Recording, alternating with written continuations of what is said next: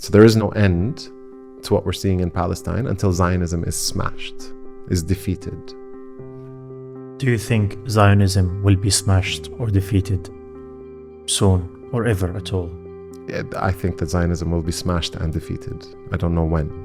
But I know that if our generation doesn't do it, our children's generation will do it. And if their generation doesn't do it, then... Because we're not going anywhere. We actually don't have a choice but to continue to fight. This is our survival. This is our very existence. And as Kanafani said too, right? These are things that you have to force away from the jaws of the beast, right? You can only do this by organizing through collective action and through defiance. And you can't stop until it's smashed. To us, to liberate our country, to have dignity, to have respect, to have our mere human rights is something as essential as life itself.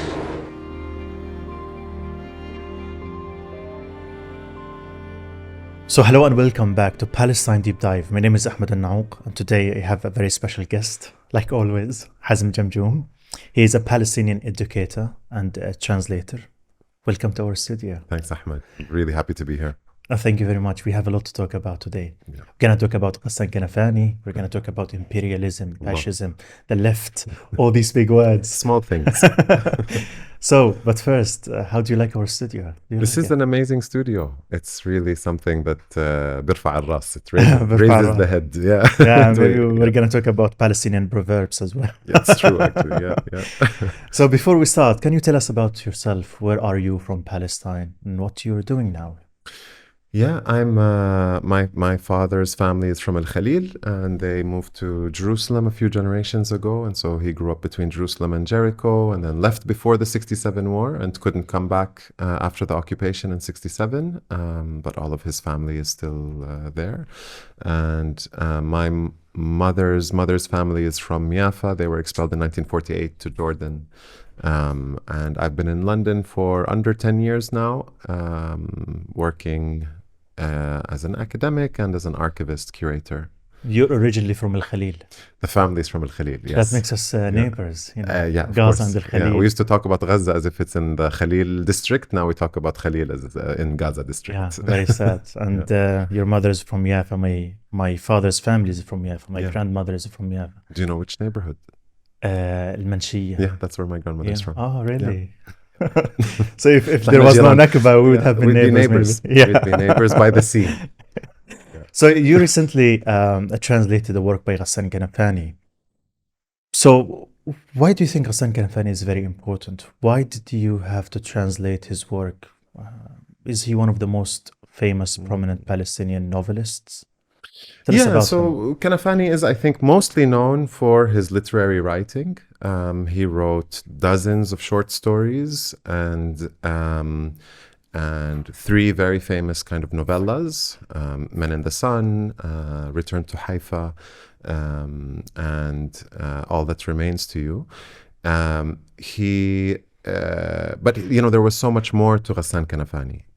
First of all, he was one of the first intellectuals in the Arab nationalist movement, Harakat al-Arab, and as a teenager, he was one of the editors of its main publication. As a teenager? Yeah, he was 18 years old when George Habash recruited him into Arab nationalist movement and realized that he had incredible linguistic capabilities and abilities and politics, a very sharp mind. Kanafani, he was from Akka, and his father was a lawyer in the revolution of 1936. And so there was a lot of this kind of people who were militants and organizers and leaders in their home in his childhood. He's born in 1936 as the revolution is starting. And they're expelled in 1948. So, he's 12 years old and they end up in Syria. And, he grows up in the camp in Syria and then ultimately goes to Damascus University to study literature. And that's where he becomes politically active. And he does the kinds, he's involved in the kinds of things that student activists are doing today, exhibitions, trying to educate people about Palestine, things like this. And his activism gets him expelled. And he had this incredible presence in his life of his older sister. who moved to Kuwait before him, and she arranged for him to get a teaching job in Kuwait. So in Kuwait, he's teaching, and he starts to really take on more editing kind of responsibilities. And so for the period of the 50s and 60s, he actually works in many, many publications. And the first publication where he becomes a senior editor, he introduces a kind of section in the periodical for discussion. But it's not like letters to the editor. It's not like, oh, I didn't like this article, or why doesn't this author think of this? What he creates is a space for people to almost write like full responses, you know? And so to create a kind of a forum for public conversation that's geared towards how do we get free, right? This isn't just about art for art's sake, or culture for culture's sake, or politics for just kind of being informed. It's very much about how do we fight to get free? How do we best fight in order to get free? And this feeling, and it's particularly important for Palestinians because we are fragmented. We have Palestinians in West Bank, Gaza, 48, Lebanon, Syria, abroad, Jordan, etc. And so you need a space where Palestinians can discuss what we're facing, how we're going to face it, where do we want to go, what does freedom mean to us, all of these questions and many, many more. And so he successfully kind of creates that, and every publication he works with up until al-Hadaf, which becomes the main publication of the Popular Front for the Liberation of Palestine. He carries that. If you look through al-Hadaf and you look through things like Shu'un Falastiniya, which he had kind of, actually this essay I translated, The Revolution of 1936 to 1939 in Palestine, was originally published as a very long form essay in Shu'un Falastiniya, in Palestinian affairs. Which he kind of, it's very clear you can see his influence on it, on this journal as a whole, even though he's assassinated just a couple of years after it starts. And so I think one of the things that we forget about Kanafani is his role as editor, and just how important that was. Because, in his role as editor, not only did he create these sections and solicit and write pieces that contributed to people's understanding, he also used this as a way to platform and highlight and spotlight incredible talents. So for instance, when he was in Kuwait working in a paper, there was a young Palestinian man from a refugee camp in Lebanon called al-Hayyat camp who was cleaning the floors. He was hired to clean the space. And sometimes he would pick up a pencil and draw sketches. And so Kanafani saw this and said, you're very, very talented. You should really lean into this. You should really work on your craft. And I will publish your artwork as caricatures in the newspaper. And the young man's name was Najil Ali. Oh, really? And these are the caricatures that he drew before Hamdallah, before he had come up with the character of Hamdallah that made him extremely famous. In the 1960s, he starts to write a lot more long-form pieces. Aside from the literature, aside from the kind of fictional Men in the Sun, Return to Haifa type pieces. So he focuses on literary analysis. He writes one incredibly important work on what he calls adab al-muqawama, resistance literature. He coins this phrase. And what he does is, before this, and I mean, this is still with us to some extent, Palestinians who were occupied in 1948 and remained in the part of Palestine occupied in 1948 and became citizens of the State of Israel, so Palestinian citizens of Israel. Aside from all of the systematic discrimination and land theft and brutalization and violence they faced from the Israelis, they also faced a certain kind of suspicion from the rest of the Arab world. Okay. It's like so let's remember, these Palestinians who were occupied in 1948, they were immediately cut off from the rest of the Arab world. All of the Arab states were classified by Israel as enemy states, so you couldn't even send a letter or make a phone call legally. So it becomes like this kind of wall between Palestinians in 48 Palestine and the rest of the Arab world. And the rest of the Arab world starts to think, these people are probably being influenced by Israel. They're speaking Hebrew. We don't know if we can trust them. We've heard some of them are joining the Israeli army and being recruited. And so there's this massive stigma that emerges that Palestinians inside 48 Palestine who became citizens of Israel are somehow all collaborators. Kanafani goes in and actually studies the cultural production of the Palestinians who stayed inside. Poets, short story writers, novelists, and so on.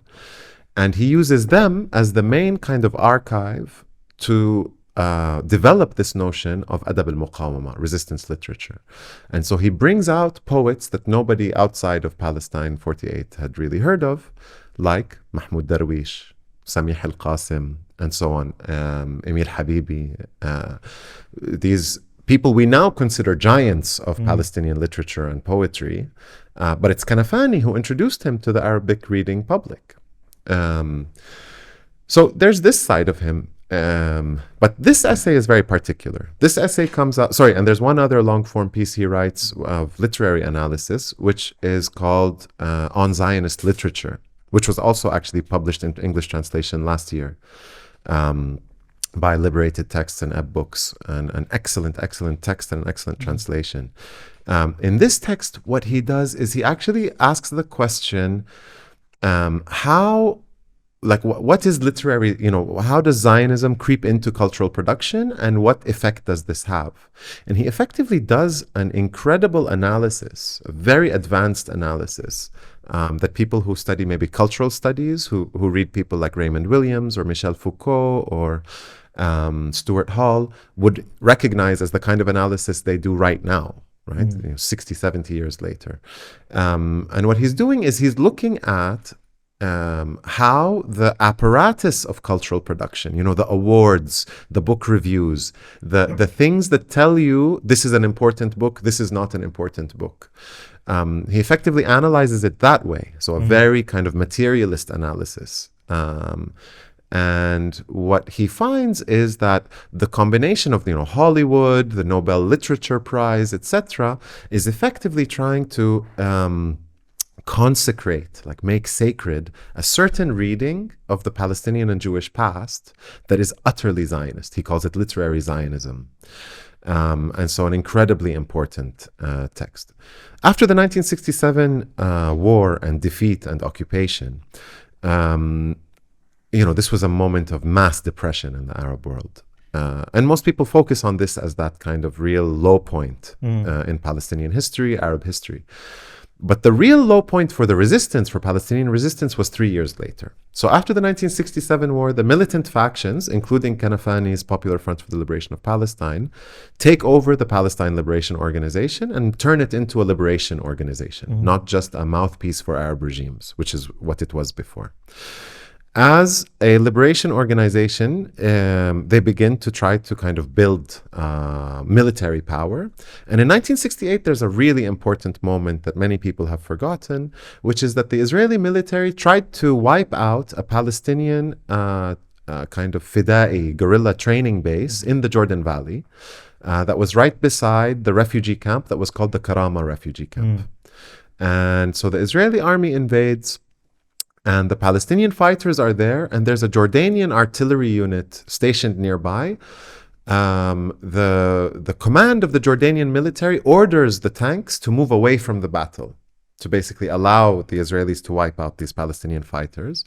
But the commander of this artillery unit defies the orders, and he comes in and provides artillery support to the Palestine guerrillas in the valley, and they defeat the Israeli invasion. They push back the Israelis. That was the first victory for the Palestinians. And this is called Ma'arakat al-Karama. And the news spreads like wildfire, and every Palestinian wants to join the revolution after this. So people are coming, especially in Jordan, in the camps, people are looking for the militant factions offices and saying, sign me up. I want to join. I want to fight. And so you have this period from 68 to 1970 that's considered a kind of golden era in the Palestinian resistance. Women are now defying their parents and joining the movement and training. The young, the old, it doesn't matter if you're from a rich family or a poor family. It kind of equalizes and levels the society, and you're with the revolution or you're not. You're with the armed struggle or you're not. And it's very clear that we want to liberate Palestine from the river to the sea, and so on. 1970, the Jordanian regime begins to see this as a major threat that the PLO is operating in its territory, and it joins in with Israel, the United States. They even bring in a general from Pakistan to coordinate these efforts, and they wipe out the PLO military presence, and they commit a series of really terrible massacres all over the Kingdom of Jordan. And actually, the country of Jordan is littered with mass graves from that period that nobody, except those people, like if you know, you know. But there are mass graves all over, even just the city of Amman, like underneath the nursing school, there's a mass grave in downtown. This is what we call the Black September. This is what people remember as Black September or the Jordanian Civil War. And so this was actually the moment of major defeat for the resistance, because Jordan has the biggest border with Palestine. It has the largest Palestinian refugee community anywhere in the world. That was supposed to be the staging ground for the liberation. And with the loss of Jordan to the reactionary forces of the allies of the US empire, like Jordan and the Gulf monarchies and so on, this was a major, major defeat. This was the real depressing point. This is the moment when Kanafani decides to write this book. And it's the first time he decides to write a work of history. Everything else he's done has been fiction, the work of the editing, political analysis on some level, and literary analysis, cultural analysis. But here he decides he wants to go to history. And so, you know, it kind of begs the question, why is this person who's never really written a major kind of historical work, why is history the thing he turns to? And he kind of answers that in the very first line of the book. He opens the book by saying, in the years 1936 to 1939, the Palestinian revolutionary movement was dealt a devastating blow by the three formations that have since evolved to become the major forces working against the people of Palestine. So effectively what he's saying, and I'll tell you what those forces are in a second, but effectively he's saying, in order to understand this moment we're in right now in 1970, this major defeat We have and to understand setback. the 1930s. Exactly. He says, if we want to trace it back, what we trace it back to is the revolution of 1936 and that same constellation of forces that was against the Palestinian revolution, against the Palestinian liberation movement that formed in the 1930s is the same constellation that we're facing today. And it's made up of three parts. And he actually lists them in order. The first part that he lists, the first enemy of the Palestinian people and Palestinian liberation, effectively, that he lists is reactionary Palestinian leaders. What did he mean by that? In this book, for the 30s, he's talking about Haj Amin al-Husseini, and he's talking about the propertied, what he calls the feudal clerical class. So this combination of people who have a clerical role, the shuyukh, they speak in the name of the religions, and they are really from landholding families, so the old elite. That's what he means in terms of the 30s. This constellation of who is the reactionary Palestinian leadership in 1970 can only actually mean one person, which is Yasser Arafat. And Yasser we can talk Arafat. About. He's talking about, the Fatah leadership primarily, and the Palestinian bourgeoisie that is its support base.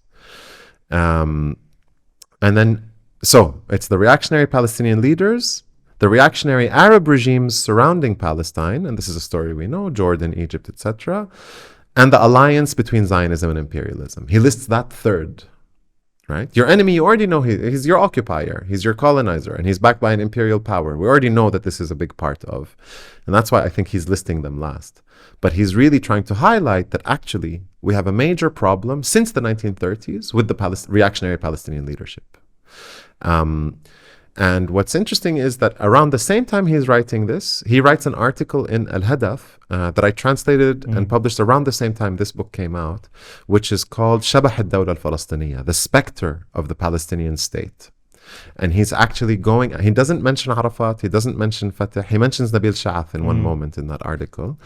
But he effectively says in that piece, beware of the notion of Palestinian statehood as a notion that is a liberation notion. We will have to talk a lot about Yeah, that. this we will talk about. But it's interesting that he's, in the same moment that he's doing this research on the revolution of 1936, he's also thinking about how the PLO leadership is beginning to embrace statehood, and he's drawing that connection. I think that's what explains that first line I read from this book when he talks about reactionary Palestinian leadership, because the way he characterizes, and it's not that it's his characterization, he shows very clearly that, especially after the martyrdom of Izz-ad-Din al-Qassam, that the reactionary Palestinian leadership is constantly trying to ingratiate itself and make itself useful to the imperial power, at the time Britain in the 1930s. But at the same time, they were fighting the Israelis. Yeah, so he says, we have to explain this. This doesn't make any sense.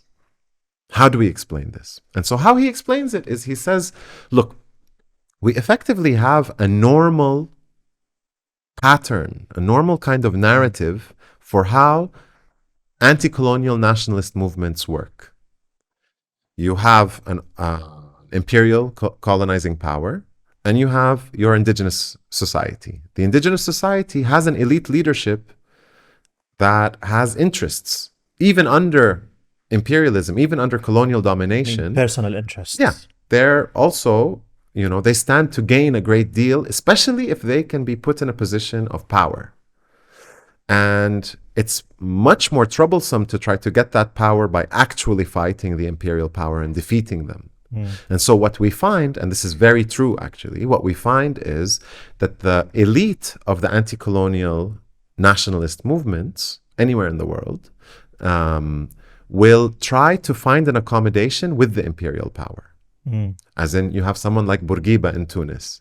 Yes, he's the leader of and he will give speeches against the French and against the French colonization, etc. But in that moment of decolonization, he's in negotiations with the French occupying power, and he's effectively saying, okay, what do you want? You want control over the military? You want control over our foreign economic policy? You want control over our foreign policy? Okay, you can have all of that.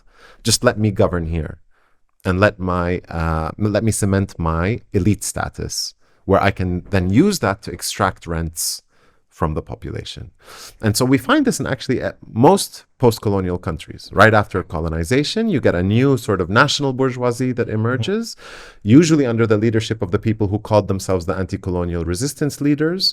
And they come in and effectively pillage the society until today, right? If we go all over Latin America, Africa, Asia, so the former colonized territories of the world, we see dictatorships, we see corruption, we see extremely wealthy elites, multi-billionaires, where that money is being effectively extracted from the population that they ostensibly lead.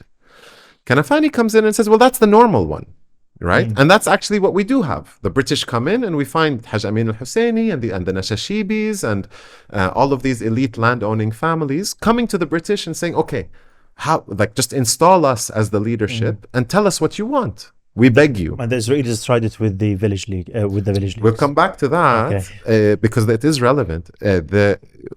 What Kanafani argues about the 1930s is he says the British are in a very unique position in Palestine. There's something that makes Palestine quite special, which is they don't need the indigenous elite because there's a whole other side to the story, which is the Zionist movement, which they've brought in. Play that part. They can play that part for them. And they're much more effective. And they don't have a popular base in the indigenous society.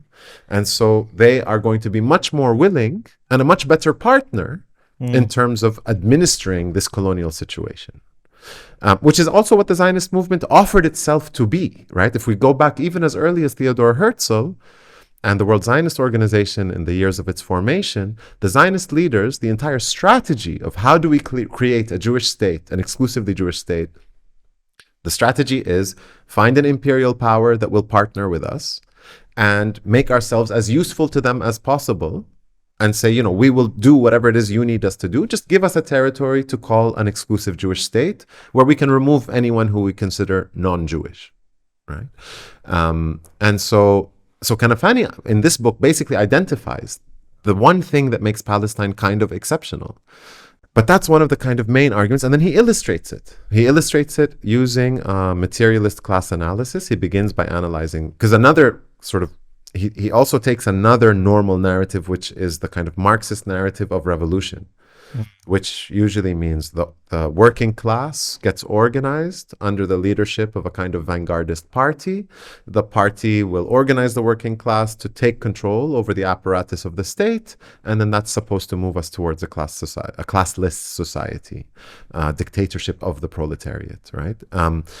So he begins by looking at the workers, and he shows that the actual organized part of the working class, the Palestine Communist Party, is effectively run by Jewish comrades, Jewish communists, which he doesn't find exceptional. He's like, okay, fine, now let's go look and see how are they organizing the working class. And he finds that they are not really effective at organizing Arab workers.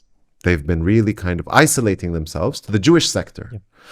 And he finds that they've been actually reflexive about this. In their own conferences in the early 1930s, they recognized this. There was an uprising in 1929 in Palestine called Habbat al-Buraq. And so the Communist Party is basically reviewing its performance during that uprising and says, actually, the revolutionary power in this country, in this society, is the Arab workers. We can't be a communist party that isn't representative of the Arab working classes. We need to Arabize the party. And he actually goes to their meeting minutes in this book and pulls out that they've done this. He also shows that the Comintern in Moscow is also sending the Palestine Communist Party guidance that says you must work with the Arab working class. If you ever have a hope to be relevant, you must organize the Arab workers. But it was kind of too little too late. He then also shows that you had some Palestinian worker organizing, very important worker organizing, in what was called Jam'iyyat al-Ummal al-Falastiniyin, the Arab Workers Association. These were formed in most of the major cities. But then he shows that the leaders of these workers' societies were actually harassed, beaten up, and killed. By whom? Haj Amin al-Husseini, right? By the reactionary Palestinian leaders. Okay. He then moves to the peasants and shows how the British policies and the Zionist colonization has effectively made their life incredibly unlivable. They're being crushed by the burden of taxes, land confiscation, and so on. And then he goes into this, and then he talks about the intellectuals in a really powerful chapter about the intellectuals, where he looks at things like proverbs and looks at how poetry, vernacular poetry and Fusha poetry, becomes the newsletter of the revolution. Because you have a largely illiterate population, but one that is very attuned to songs and zajal and poetry and vernacular poetry. And so he shows how this poetry but every poet in Palestine in that period effectively turns to political poetry, mobilization poetry, and he brings out examples of this and shows how this creates a cultural shift, that the first step in the revolution was actually a cultural revolution of changing the way people understand society towards a kind of revolutionary consciousness. That this poetry and these songs become the agent and the catalyst for a change towards a revolutionary consciousness. And then the final chapter and longest chapter in the book, he goes through the story of the revolution almost. So he shows what Izz-ad-Din al-Qassam did in terms of organizing the secret armed cells from the late 20s into the 1930s, the assassination of al-Qassam, the way all of the reactionary landlords and clerics like Amin al-Husseini were distancing themselves from al-Qassam initially, but then they noticed that the mass population supported al-Qassam and had come out to the funerals. And so on the day of al-Qassam's death, none of them were to be found. On the 40-day anniversary or 40-day commemoration, al-Arba'iniyya, of Qassam's martyrdom, each of them is speaking at 6-7 different towns and villages in one day. Because they want to, and this is actually the image. He uses this metaphor many, many times in the book. He says, what the effect of the British colonizer disregarding the indigenous elite like al-Husseini and Nashashibi and so on is that they needed to find legitimacy elsewhere.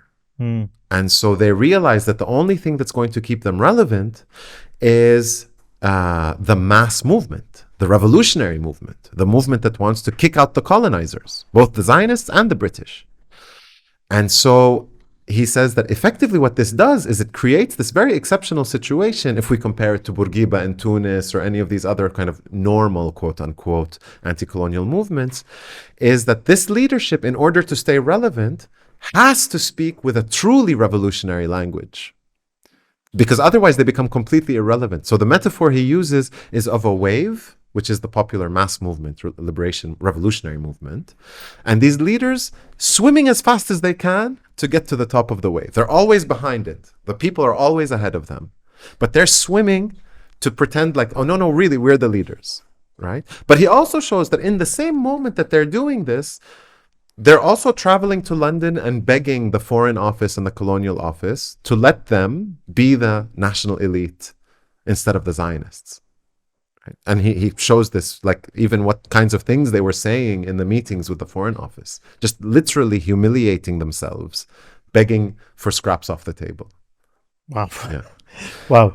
But Ghassan Kanafani himself was a leftist. He was a Marxist through and through. Yeah. He was Marxist. Yeah. And here in the West, when people talk about the left in the UK, we think of the Labour Party, or Jeremy Corbyn, or other leftist groups here and there.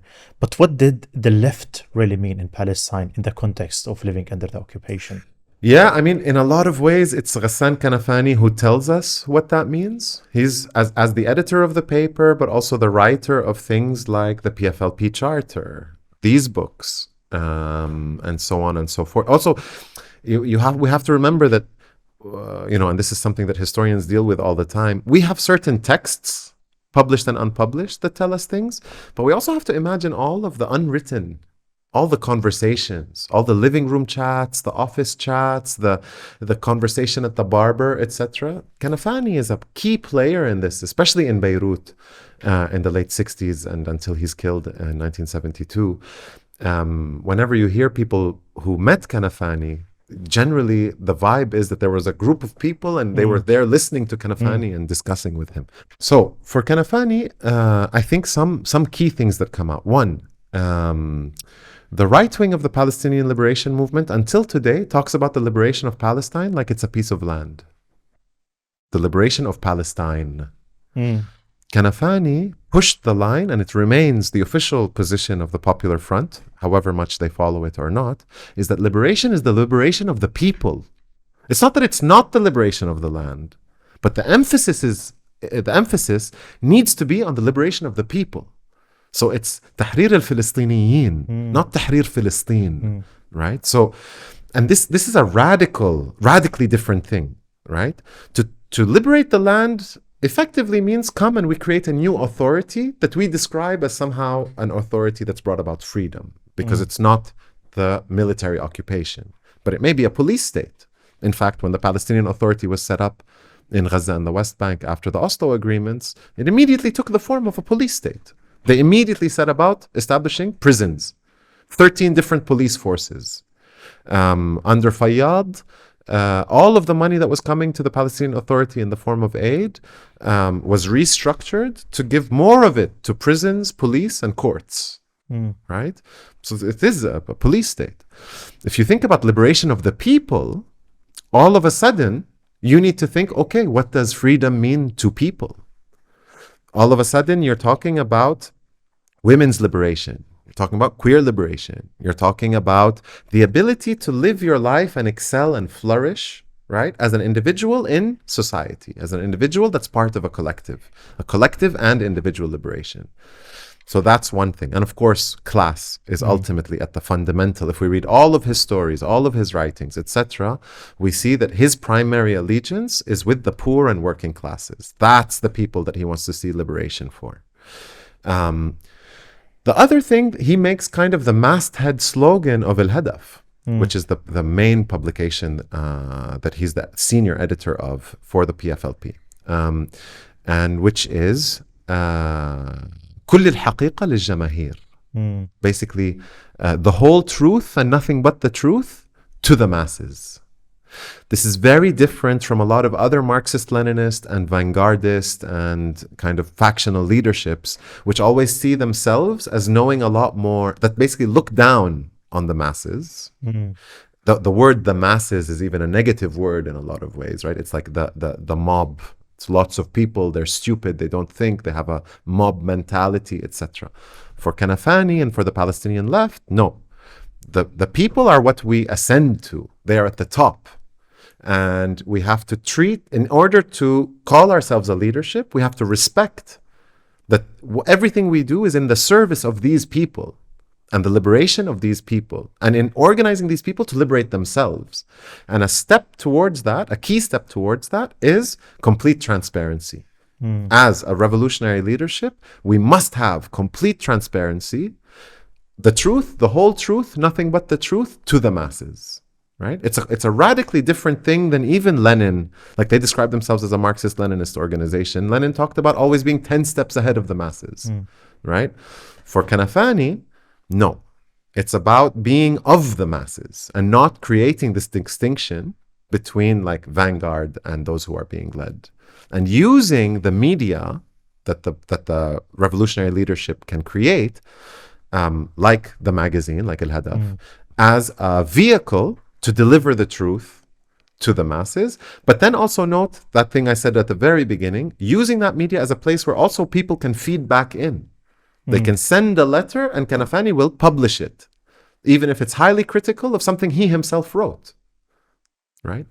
Another really interesting thing about Kanafani is that he didn't toe the party line very well. He was not a very good party functionary, which also reminds me of Najir Ali. There's a documentary out there about Najir Ali, where when he's talking about the early 1960s, he says, I joined the Arab nationalist movement in Sayda and al-Hilwa in Lebanon.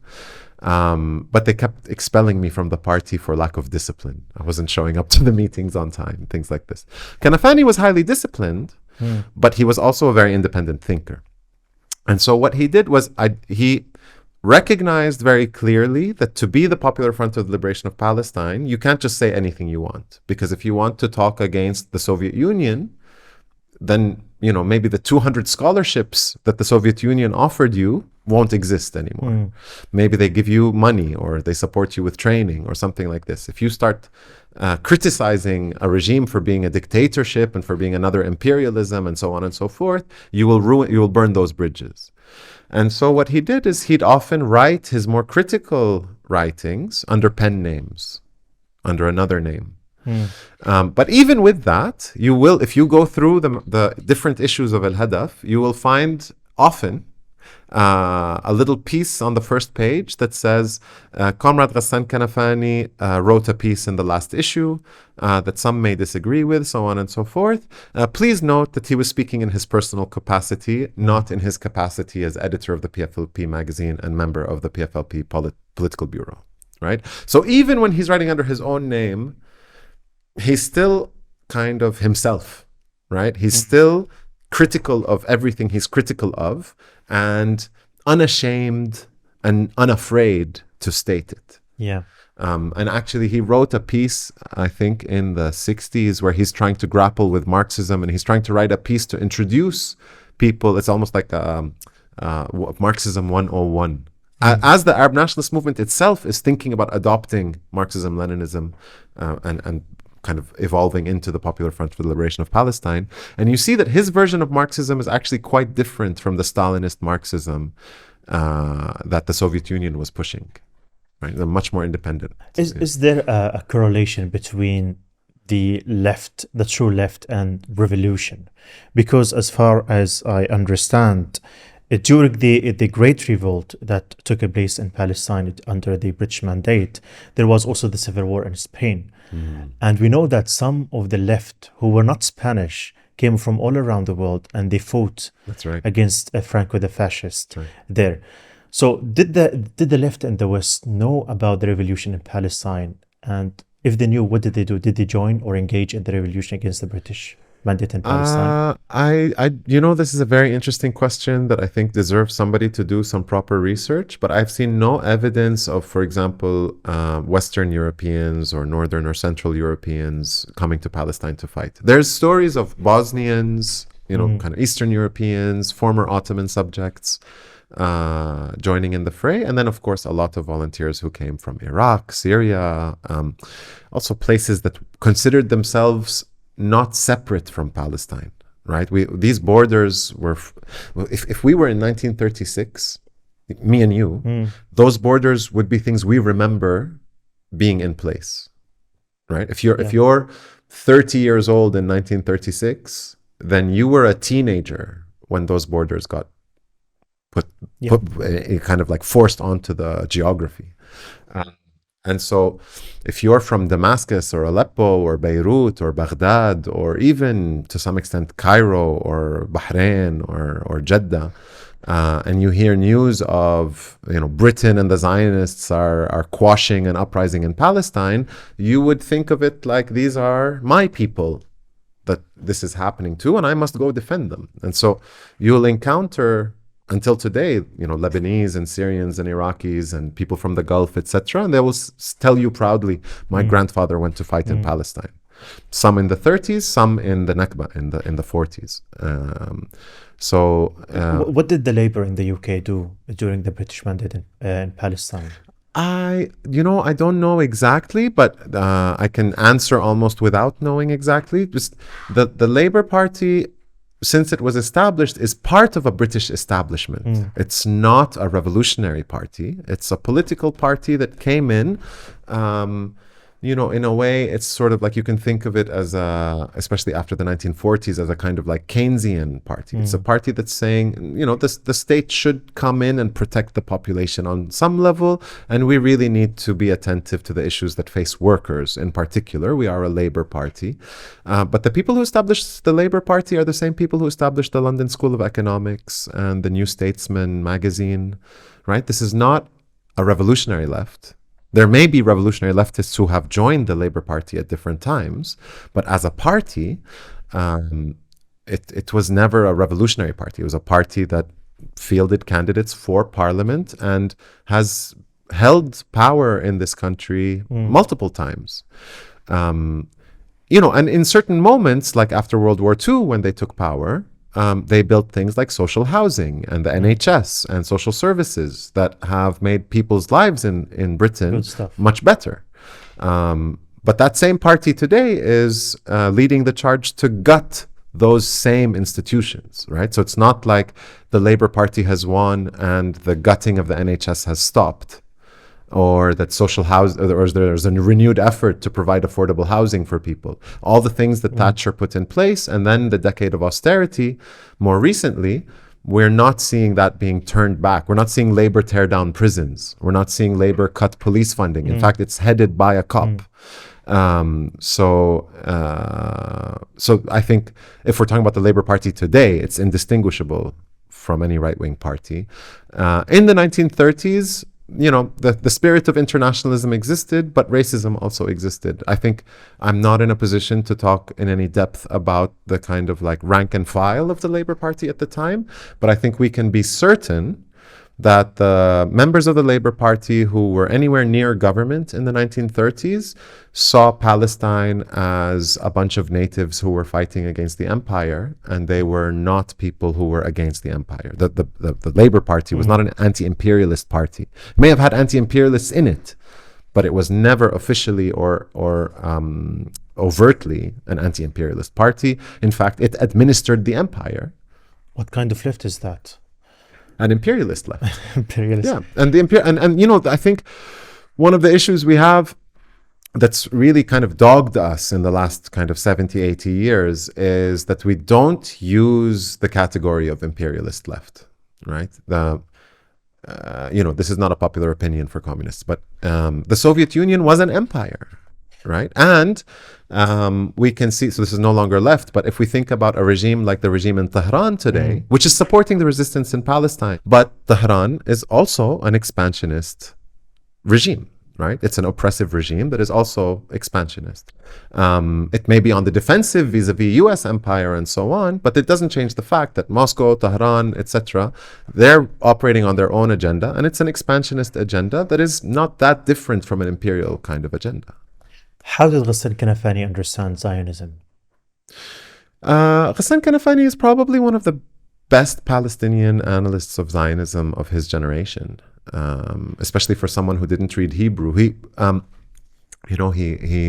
married a Danish comrade, and so he would get to go to Denmark sometimes. And so in Lebanon, all these texts, Israeli texts, were of course banned because of the boycott. And so he would use these opportunities to find these texts. So when he writes something like on Zionist literature, He's effectively like asked his wife's comrades to send books, to photocopy them. He's used these trips abroad to kind of access whatever he can in translation, or to sit with someone from maybe the PLO Research Center who was a fluent Hebrew speaker and get them to translate passages for him, things like this.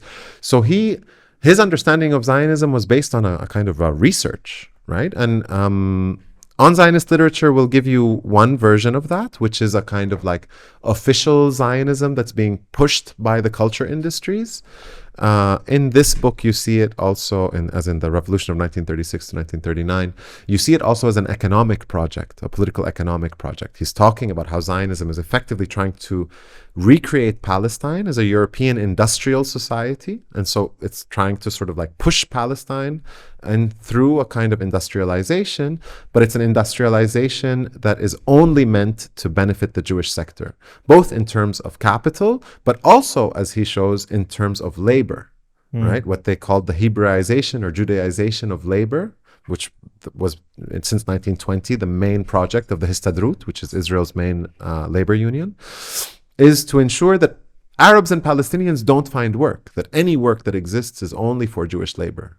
And so he's very attentive to that here, and to the massive disruption and dislocation economically that this creates when you have major government projects and a push to industrialize and to shift the economy towards an industrial one, but where you're doing this in the context of trying to block the indigenous majority from any access to being capitalists or being workers in that capitalist economy, industrial capitalist economy. Yeah. I met with many older British people, and they told me that their sympathy to Israel started in the 60s and the 70s because they view Israel, and even before that, as the socialist left country, the kibbutz and all of these nice left ideology. They thought of it that way. Yeah. How would Kanafani describe that or explain it? As a gross misunderstanding and kind of like imperialist leftism, you know. So the Zionist movement is made up, like the Palestinian liberation movement, and not to compare, but any society is made up of a full spectrum, politically speaking, of political tendencies and ideologies, from capital F fascism of someone like Jabotinsky, which is the forefather of today's Likud and Netanyahu and Ben Gvir and these people. Basically, Jabotinsky's main contribution is to say, you silly liberals, these Palestinians are not going to leave because we ask them to, or if we offer them money, or the only way that they're going to leave is if we force them or kill them. So stop pretending to be nice. Nice isn't going to get us anywhere. Only violence and conquest is going to give us an exclusive Jewish state. Yeah. So that's what's called revisionist Zionism, is one tendency. But you also have socialist and labor Zionism, which was kind of very much informed by socialism, that gives us the kibbutz movement, that comes into labor union work in this extremely deformed form of the Histadrut, a state labor union that's a monopoly on labor union activity. But it enables the Zionist leadership, which comes from this, right? The Labor Party effectively dominates Israeli politics until the late 70s, and then dominates it again in the 90s under Ehud Barak. And so, but it enables them. So, for instance, you asked me about the Labour Party in the UK. The Labour Party in the UK is actually part of the same global labor formation as the Labour Party of Israel, right?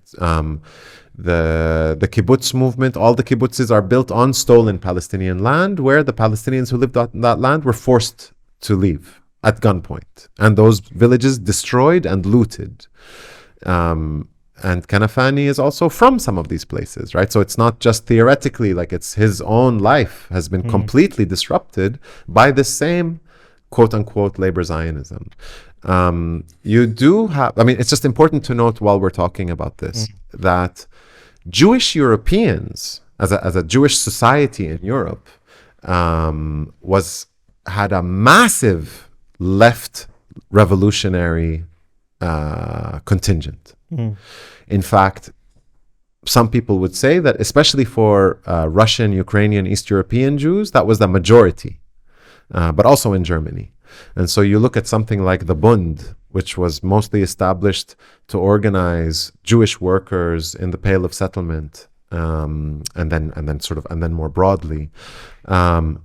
You have a true socialist, anarchist, communist, revolutionary tendency within Jewish communities.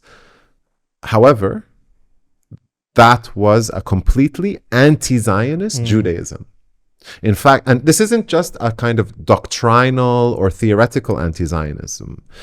What you had was, for example, these revolutionaries fighting the Tsar's regime in Russia. The Tsar's regime is sending in cops and hooligans and vigilantes and soldiers to commit massacres in Jewish villages and communities, what were known as the pogroms.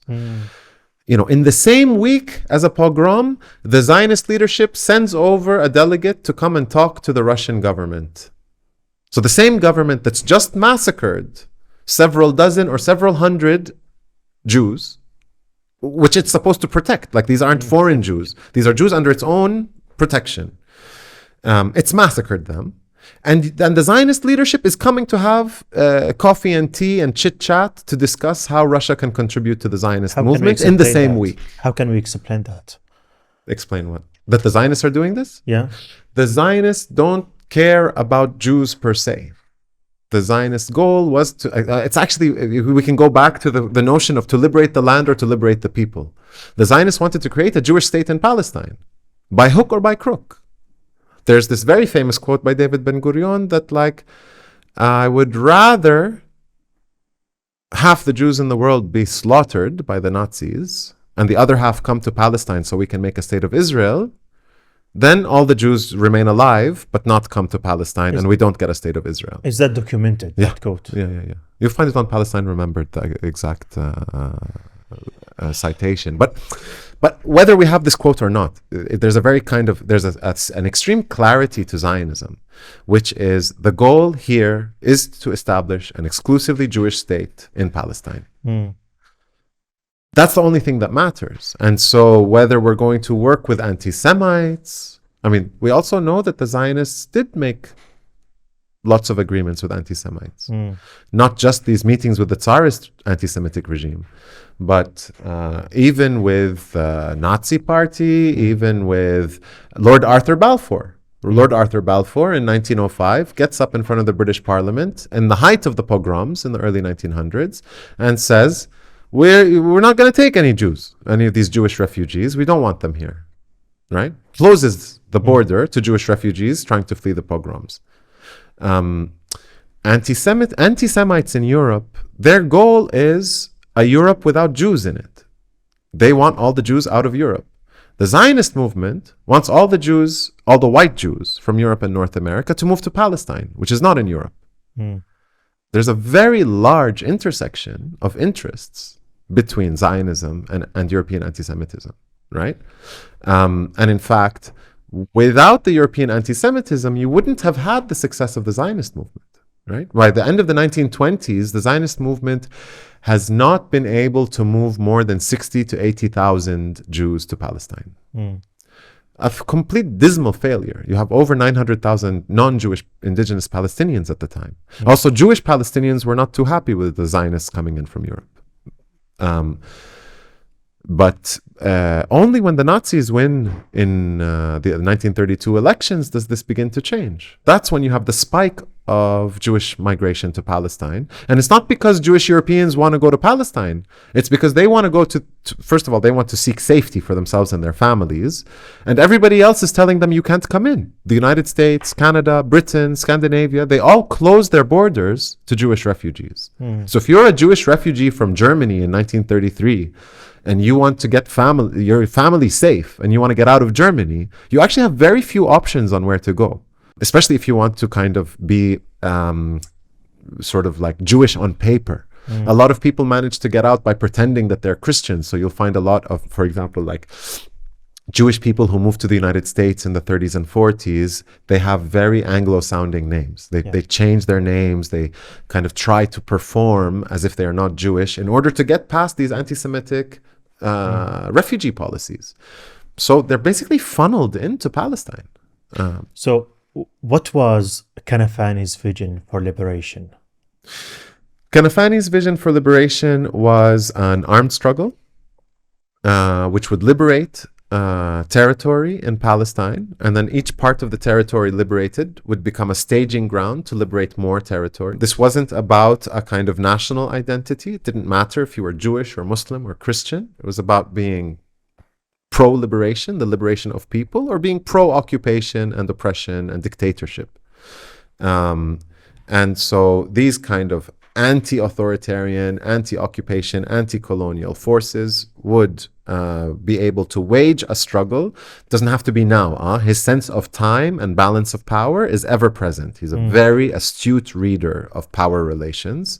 And I think one of the things that really differentiates between the Palestinian Marxists like Kanafani and the Palestinian right wing like Fatah is that Fatah always operated on a short-term timescale. Right? That's the only way we can understand actually the Oslo agreements and the peace process is that they wanted to become a government of a Palestinian state, regardless how much territory or where that territory was, in their lifetime. Whereas you'll see people like Kanafani and Najil Ali saying, no, the goal is the return of the refugees and the liberation of the people and the liberation of Palestine. And so if that's not going to happen in our lifetime, we need to work towards a strategy so that we're ready when the balance of power shifts. So was that an achievable goal? Yeah, it remains an achievable goal. Do you think it still remains achievable goal? Yeah, I just think that we don't have enough people working on it in that sense, right? What you had was the hijacking of the liberation movement by the PLO leadership in the Oslo agreements, which begins, by the way, in 1974, when the PLO leadership switches to say we will establish a state on any territory that is liberated, and to say that the diplomatic means of struggle are as valid as the armed struggle.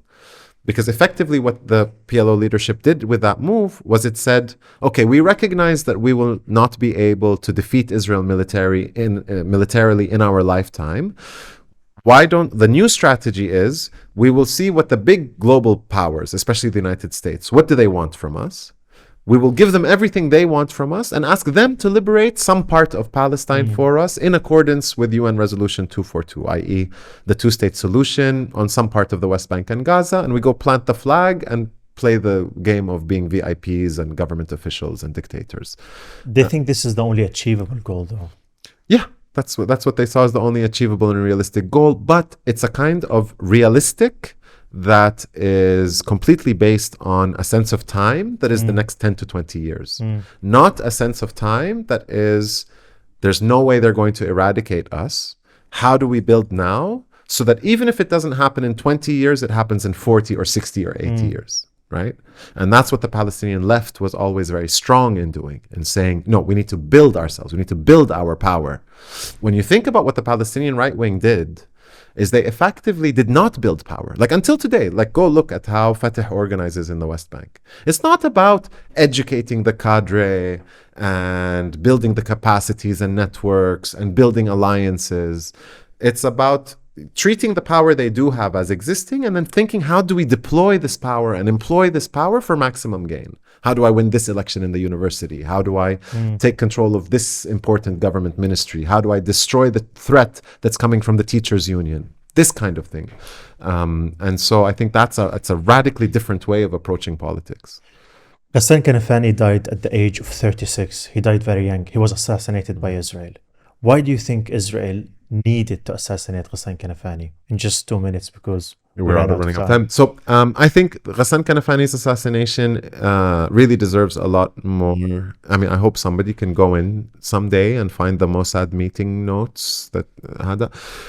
If anybody knows about the kind of Munich Olympics and then the kind of the Black September group that formed out of that to carry that out, and then you have this major Israeli Mossad operation for well over a decade that targeted people like Akram Zaitir, etc., who were thought to be associated with Black September and the Munich Olympics. There's a Steven Spielberg film about it. There's now, I think, even a TV show about it on Netflix, all this kind of stuff. That was most of these kind of like extraterritorial assassinations that Israel committed. However, it shows, and I don't know how many of those assassinations were people who were not affiliated to Black September or not thought. Ghassan Kanafani had nothing to do with the Black September group. Like not even as a rumor. There was nothing suggesting that he had anything to do with it. And he did not live there in Jordan at that time? No, he didn't live in Jordan. Black September is a group that forms and responds to the Black September. That's why they called themselves that. And they were in more than one place. Akram Zaitir was in Italy, so on and so forth. I think there's a kind of a Palestinian consensus about this. Kanafani was the most dangerous intellectual Palestinians had, because he was talking about liberation of people. He was talking about long-term vision. He was talking about truth to the masses. He was uncorruptible on a political level. And he was extremely hardworking and intelligent and diligent and prolific. Right? So this is an incredibly dangerous, this is not an enemy. You do not want to have Ghassan Kanafani as your enemy, right? Because he's not going to stop, right? He's studying your literature. He's studying your political history. He's studying your cultural production.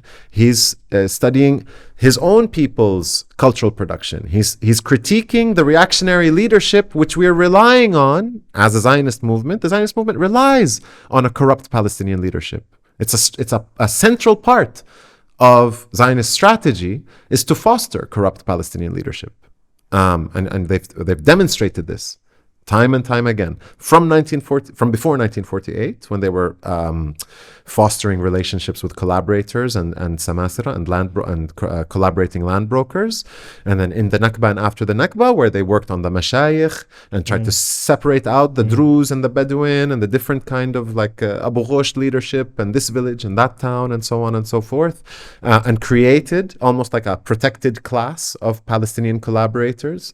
They did the same in Lebanon. They did the same in the West Bank and Gaza in the late 1970s with the village leagues, and then of course the crowning achievement of the Palestinian National Authority as the first line of defense for the State of Israel and the Zionist movement since 1994.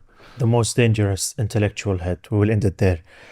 Hazem, thank you very, very, very much. We just scratched the surface of what I intended to talk about, so we'll have to do part we'll one, have to do part three. 2 and 3. Sure. Thank you very, very much. My honor Hazem. and my privilege. Thank you. Thanks, Ahmed. This is a space where Palestinians have the chance to speak their minds without any filters, without any censorship. It is also a space where you can listen to the Palestinian voices that you don't often hear or listen to in the mainstream media. If you think what we are giving you is helpful, please consider joining our monthly subscribers by donating at least £1 a month. Hello again. Hi. How are you today? Yeah, I mean, it's a difficult day. We're right now getting news about the Israelis bombing Lebanon and Beirut in particular. And it feels like October all over again. Yeah, over 270 people were killed in Lebanon today. Just today. We don't know how many will be killed in the near future. Yeah. But last week, we did part 1 of Ghassan Kanafani, and we recorded that in our old studio. Yeah. And I asked you about that studio in the beginning of the podcast, and you liked it. But now we have moved to another studio. Mabruk. It's a bigger space, and you have a much bigger window and a beautiful view. So congratulations on the new studio. Oh, thank you. Yeah. And that studio, the last podcast we recorded in that studio was yours. And now we're doing the first podcast with you in the new studio. It's a good continuity move. We should have worn the same clothes or something. As we say it in Arabic, Adam al-Khair, inshallah. Adam al-Khair, بالضبط. So we talked a lot about Ghassan Kanafani, but there is one quote that I wanted to ask you about. A famous quote for Ghassan Kanafani. I'm going to read it because I can't memorize it all. So he said, "Imperialism has laid its body all over the world, the head in East Asia, the heart in the Middle East, its arteries reaching Africa and Latin America. Wherever you strike it, you damage it, and you serve the world revolution. The Palestinian cause is not just a cause for Palestinians only, but a cause for every revolutionary, wherever he is, and a cause of the exploited and oppressed masses in our era. Yeah. Have you heard of this quote before? Of course. Yeah, I think it's a quote that I have thought about every day for the last 11 plus months. I think what Kanafani is pointing to very accurately is, let's center Palestine in this, is that when you want to think about Palestine, whether you live in India or Azerbaijan or Japan or the United States or the United Kingdom, Britain, you can choose to see it as something that's happening far away and that you need to kind of develop a position on and be in solidarity with the Palestinians and so on and so forth. And there's nothing wrong with looking at it that way. But what I think Kanafani is pushing us to do when we look at this is to think about actually how is the Zionist devastation of Palestinian life connected to the everyday and the power structures outside of Palestine, and especially in the places where we actually live. So, if we think about Britain in the last year, we'll see that, it's been more criminalized to critique Zionist genocide, genocide being committed by the Zionist movement against the indigenous population of Palestine, and now extending again beyond the borders of mandate territory Palestine to neighboring societies, so specifically Lebanon right now, of course. So to think about how the British police have been deployed to stop protests against Zionist genocide. Laws have been modified and changed and applied in ways to crack down on any kind of organizing and informing and educating of the public. The kind of semi-state institutions, so whether it's the BBC or otherwise, but also the private sector's media, especially mass media, the mainstream media, the mainstream media have been deployed and mobilized to further the causes of confusion, hiding facts, the war against grammar and syntax, where the passive voice has become dominant, and where you read headlines and articles and you still don't understand what it is that killed the child and what it has to do with so that just you see how the entire establishment of the state, the powers that be, the police system, the court system, media, etc., are all mobilized as a line of defense for Zionism and for the state of Israel. And this actually explains the situation very well, because for many years I thought to myself, why is the West so attached to Israel? Why are they hiding Israel's crime? Why the Western media is doing this? Why the UK government and the American government is providing Israel with all the weapons they need? And then finally I read this quote and it solves the problem. It is imperialism, and it explains everything. Yeah, and they're in action and in deed, in work, in what we actually see being done, we see that there is this alliance, very publicly stated alliance, right? So when the United States, when an official US spokesperson wants to talk about Israel, they don't talk about an ally or a friend. They talk about a special relationship. An ally that is even more an ally than other allies. A friend that is even more a friend than other friends. And you contrast this, because there's so much to contrast it with. You contrast this, for example, to public opinion polls. And you find that actually already before October 7th, 2024, majorities in these societies were very highly critical of Israel, despite all of the mass media, despite all of the effort. Especially in the UK. Yeah, and in the United States. There's so much effort put into misinforming people, and yet people still manage to...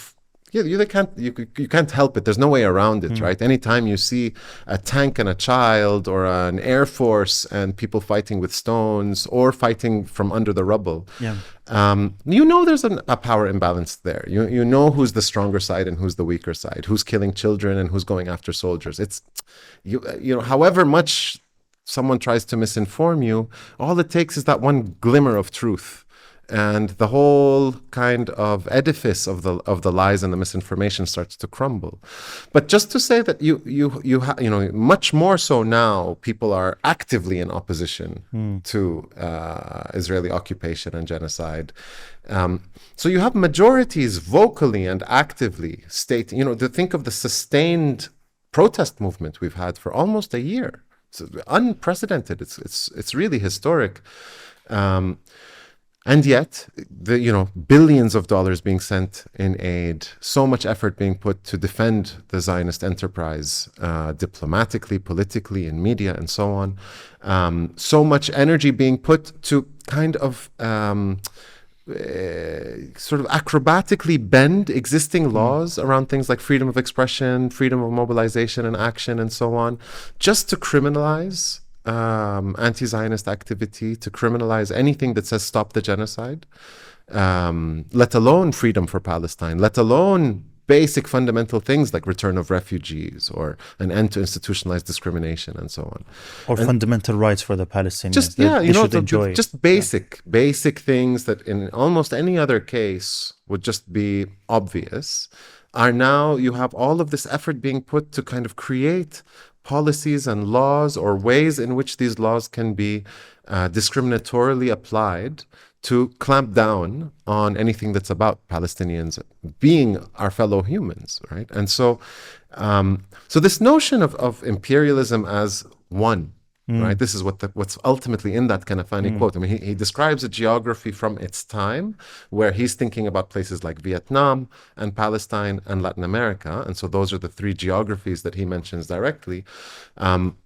But if he were around right now, like any of us looking around right now, we see that it's the same kind of interests and money devastating human life in Sudan and in Congo and in Palestine and in Haiti and with indigenous communities in North America and with marginalized and racialized communities in Britain and so on and so forth. And it's the same set of states, it's the same set of players. But there is a difference. I think in Palestine, it's settler-colonialism. That is the problem, not only colonialism. Sure. Which makes it even more dangerous to the Palestinian definitely. people. And we have to always remember that Palestine is not exceptional when it comes to settler colonialism, that settler colonialism really has its hard core in places like North America, South America, Australia, New Zealand. South Africa was a classic case, right? Zimbabwe remains. Yeah. So it's not to say that Palestine is the exception because it's settler colonialism, but that there is something a bit more entrenched when you talk about settler colonialism, because the settler population, if you think about the British imperialism in India, you're really talking about a few hundred, under 2,000 British people actually in India that are part of this machine of extracting the surpluses and the wealth from this subcontinent at the expense of the people laboring there. But they're there for a little while and then they move on to another colony. There's this, it's not this particular rootedness in India. They don't expect to be buried there. This pre-1948 Indian independence and partition, of course. But when you think about settler colonies, the settlers develop a local identity, a local kind of national identity, right? We would be kidding ourselves to say that Israelis have not developed a certain kind of Jewish, Hebrew, Israeli nationalism, and even one that would extend to a feeling of rootedness to the land. Yeah. And I think that's where, when the Algerian people rose up over the course of 130 years to expel the French occupier and colonizer, there was no question about where they would go, right? They're just going to get in a boat or a plane, head north back to France, and they're back home.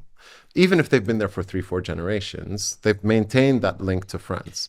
There's an open question. I mean, obviously, a very large proportion of Jewish Israeli settlers hold foreign passports. They hold American and Canadian and German and so on. And we see that as soon as trouble starts to brew, they all head to the airport and start to think about moving back to the country which they have this other citizenship from.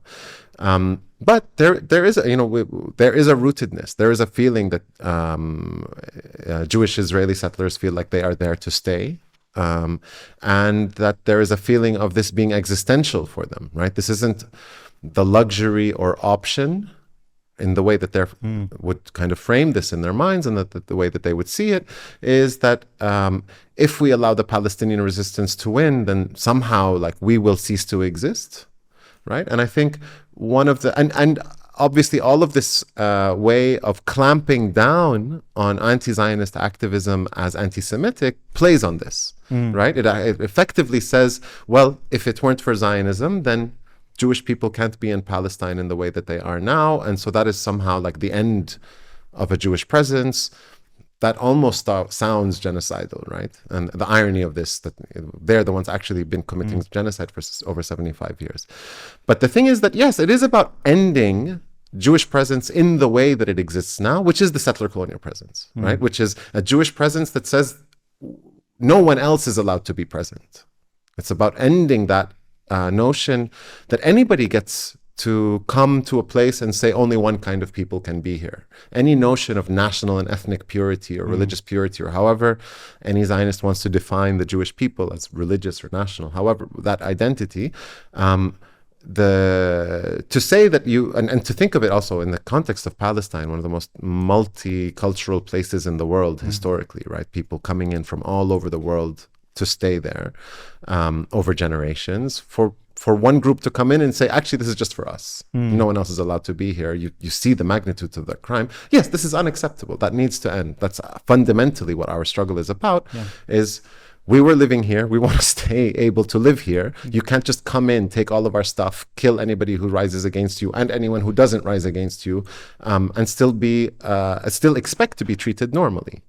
Right. But I think in terms of going back to that Kanafani quote, we need to just recognize that you can be you can look at it from the level of that individual or that one family of settlers and how they see things.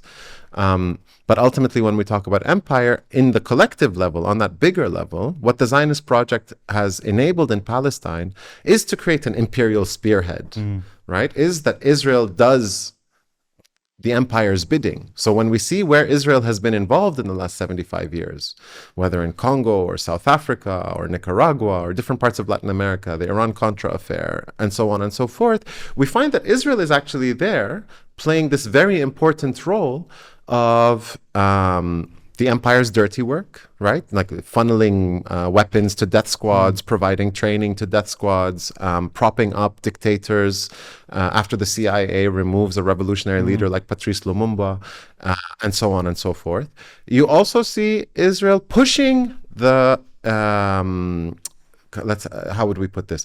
Israel effectively, especially in the last year, but definitely before that, well before that in many different ways, Israel basically has played the role of the state that can come in and push the boundaries of the internationally acceptable. What do I mean by this? Is that, so I mean, just a really glaring example. In September 2023, there would be no question that you cannot intentionally bomb a hospital, right? There's no version of international law, customary international law, international norms, international values. There's no version of this in the craziest version to not the craziest version in which you can intentionally bomb a hospital. That just was simply, that was a no-brainer. It's not okay. It's just not okay. It's just not okay. There's no, you don't even need to cite me the laws. It's just clearly you're not allowed to do this, whether you're in war or not in war. Israel can come in and do these things and hide behind this sort of thing that any critique of Israel is fundamentally flawed because it would be fundamentally anti-Semitic, right? This slippage between a state power and the Jewish people that Israel is uniquely in a position to kind of deploy.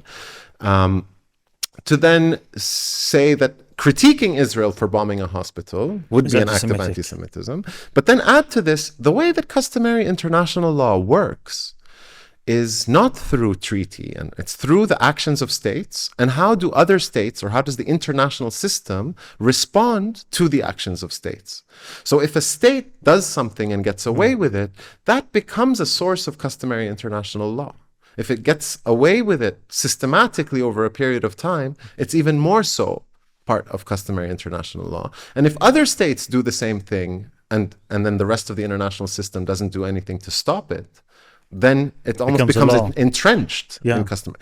So what I'm saying is, Israel has systematically and historically played the role of this part of the imperial kind of players on the global chessboard that can violate norms and create new norms of those violations, right? I actually kind of thought about this the first time over 10 years ago. I was watching a BBC interview with a Polish minister, and the interviewer went at him and said, your immigration and refugee laws are really draconian. Why are they so terrible? And the Polish minister said, well, we modeled them over the Israeli laws.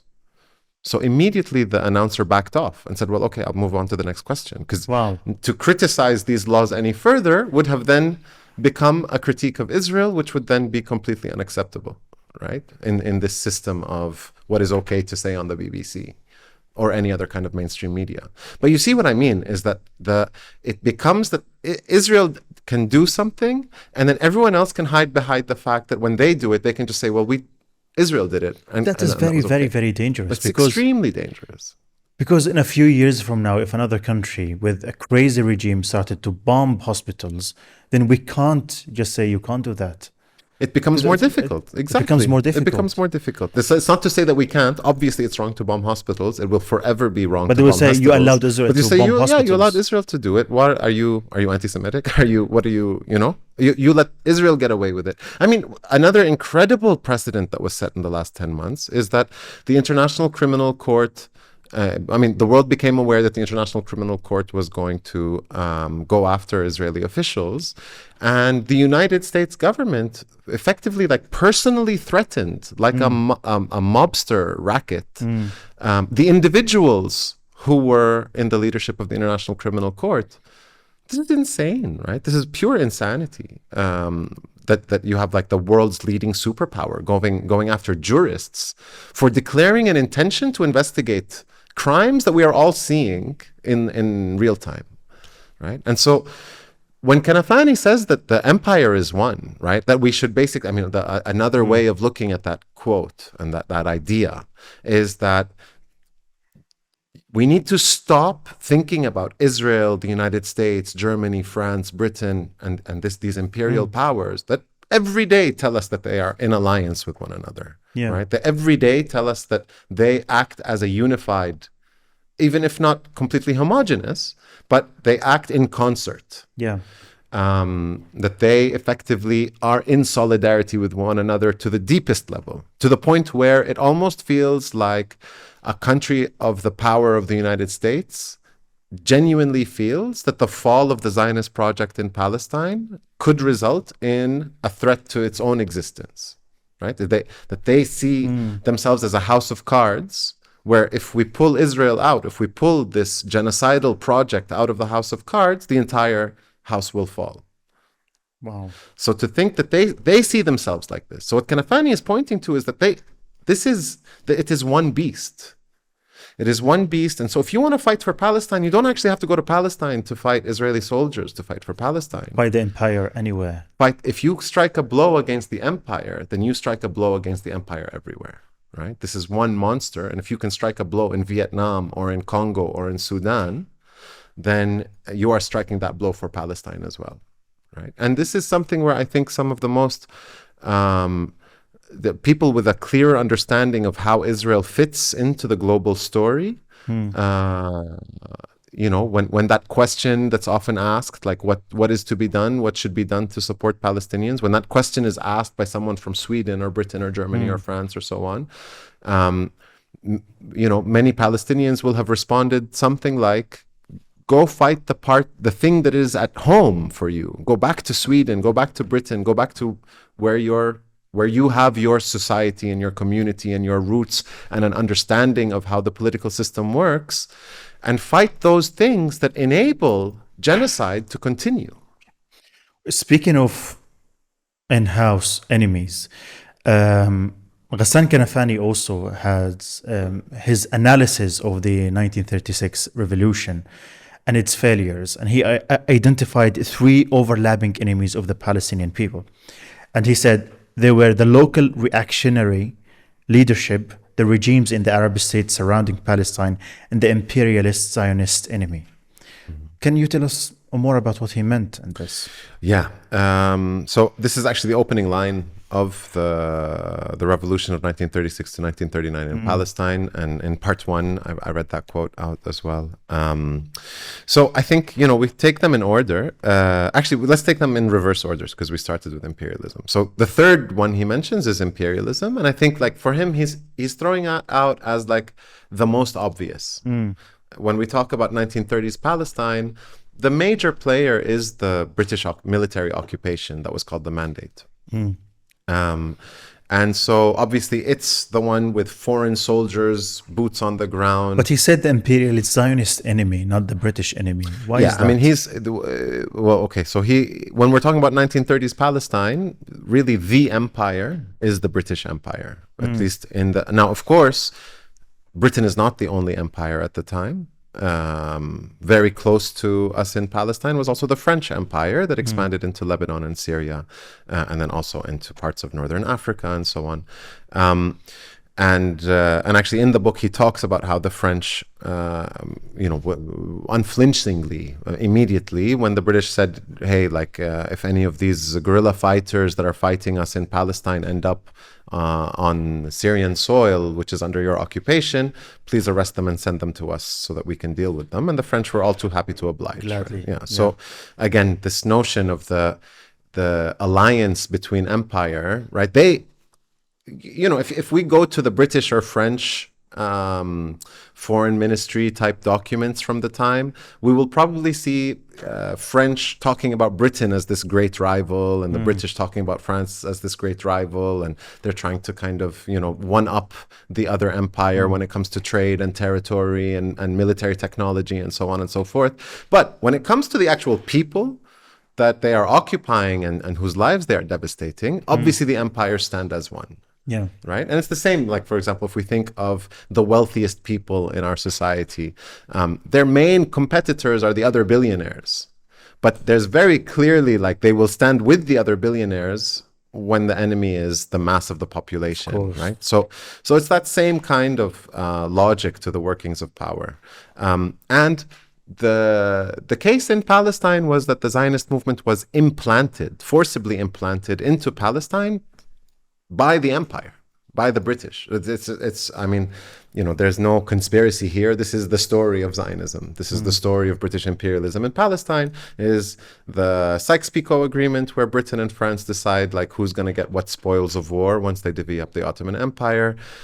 Within 2 years of that, you have the secret Balfour Declaration, where the notorious anti-Semite Arthur Balfour says that the British crown looks favorably upon the creation of a Jewish homeland in Palestine. 3 years after that, Britain takes formal control over Palestine in an occupation that's euphemistically called the Mandate.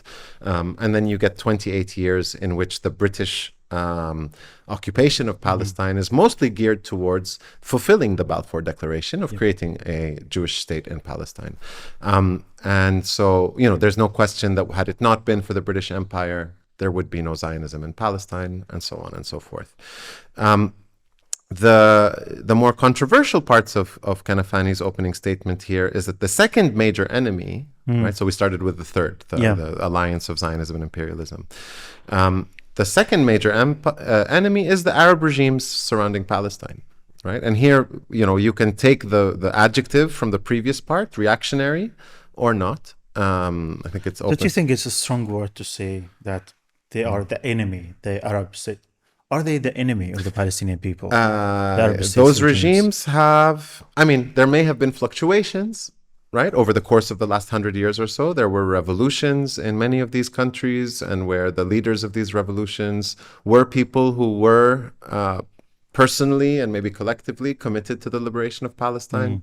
Not that they necessarily then, once they were in power, did everything they could for the liberation of Palestine, but definitely the post-revolutionary Algerian regime was a big supporter of the liberation of Palestine, and so on and so forth. So you had these moments of revolutionary regimes, but they still had to exist in this state system that was very much dominated. Remember that most of our story takes place during what's known as the Cold War, right? Yeah. So between the end of the Second World War and the 90s, where you had two major imperial players, the Soviet Union and the United States. The United States is famously the special relationship with Israel. Less famously, the Soviet Union was the first country to recognize the state of Israel at the United Nations, the very first, right? And the Soviet Union, through what was known as the Communist International, forced all communist parties all over the world, including the Palestine Communist Party, to endorse and accept the notion of partition of Palestine. Okay. Right from 1947, 1948. The only communist party I know of that objected was the Iraqi Communist Party in 1948, and they were expelled from the Communist International until they changed their position. Wow. Right? So these two competing empires, the Soviet Empire and the US Empire, and I know a lot of leftists kind of do take offense, I think, when you criticize the Soviet Union. Obviously, I'm not criticizing the Soviet Union from the perspective of like Washington, D.C. during the Cold War, but I think there's no question that the Soviet Union operated as an imperial power and fought its proxy wars proxy wars using our families' lives on our lands. And I think Moscow today continues that legacy. I think Moscow, as we saw in Syria, continues the legacy of fighting its imperial proxy wars using our lives on our lands. That there is a continuity there. The Arab regimes, I think, in the last year, and I think historically, but in the last year, there's just simply no question about it. There's not a single Arab state. There's not a single Arab regime that has taken meaningful steps to stop the genocide. And that's the simplest thing that they could have tried to do, right? There was this notion of ceasefire and let things go back to their apartheid slow genocide rather than the apartheid fast genocide of the last year, right? So even that, we have not seen meaningful steps. The fact that we have the beleaguered and starving population of Yemen and the beleaguered and starving population of Iraq and the beleaguered and struggling population of South Lebanon are the three populations that have produced the most meaningful contributions to materially holding back the Israeli assault on the people of Palestine and Gaza in particular. In ways that have put themselves at risk, right? And risks that have manifested as Israeli revenge and US revenge and so on. And yet they continue to do things like make Red Sea shipping very difficult for the Israeli, for any kind of ships traveling to and from conducting trade with the Zionist state, and so on. So I think this statement is more true now than ever before, actually. But some people would argue that the Arab regimes and the states around Palestine, they do not help stop the genocide, not because they don't want to stop the genocide, but because they don't have the capacity to do so. But this is what I'm saying, is that how does a group of fighters in northern Iraq or in Yemen or have this capacity, and yet these ostensibly sovereign states with militaries and budgets and access to international fora, how are they not able to do a fraction of what a non-state group is able to do? They couldn't stop the genocide. But did they do anything to support the resistance? Did they do anything to hit? Immediately I'm thinking of countries like Egypt that saw the house burning and decided to lock the door. And then to force people to pay all of their money and to fundraise money globally to try to pay a bribe, effectively what was a bribe, to let you and maybe you have to select which members of your family you can afford to get out, to get them out of the burning house, which was the Gaza Strip, and we're talking about the door being the Rafah crossing. I'm thinking about Jordan, that very brazenly stood up to say that any rockets coming from Iran, we will be the first line of defense to stop them coming in. Right? This is not like, we were unable to help stop the genocide. We are actively participating in protecting the state committing the genocide, right? This, in addition to whose continued trade and supplying the Zionist state with all of what its needs have been, right? Whether it's Turkey supplying the food deficit right in October 2023 and continuing. The same with Jordan, providing both its airspace and territorial space to allow supplies to pass, to come to support the Israeli economy. And then on top of it all, you know, the United Arab Emirates and Saudi Arabia and the kind of Riyadh Summit, Abraham Accords collaborators, who effectively see the genocide as an extension of their own interests, right? Of the interest of having the decisions of the Riyadh Summit, and now with like Trump victory looming and on the horizon, the notion that we can go back to Jared Kushner heaven, the utopia of the effectively like few dozen Arab billionaires turning the entire region in cahoots with the Israeli billionaires, and of course under the auspices of the US billionaires, turning the entire region into their sweatshop and theme park, where they get to control all the food resources, all the water resources, and all of the transportation logistics, and literally make a killing, right, in terms of human lives, but also in that kind of more that sense of making a lot of money. And we know that some Arab countries participated in the genocide. I mean, these aren't secrets. Yeah. These aren't secrets. These are, the thing is, I mean, I find in Arabic we have this saying that sharrul baliyati ma yudhik, like the worst of the calamities is the one that makes you laugh.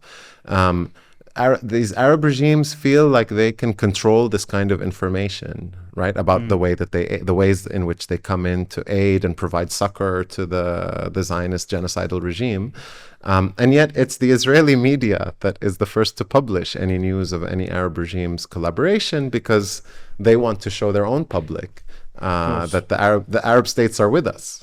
Right. And they have plenty of material for that, to show that the Arab states are with them. And again, it's a year of non-stop genocide. A year now of non-stop genocide. Nobody can say they didn't know, right? Right from mid-October 2023, nobody could say they didn't know. And we haven't seen any of these states meaningfully take any meaningful material action. That's why I say, I think Kanafani's statement that this is the second of the enemies that the Palestinian freedom and Palestinian people face is the Arab regimes.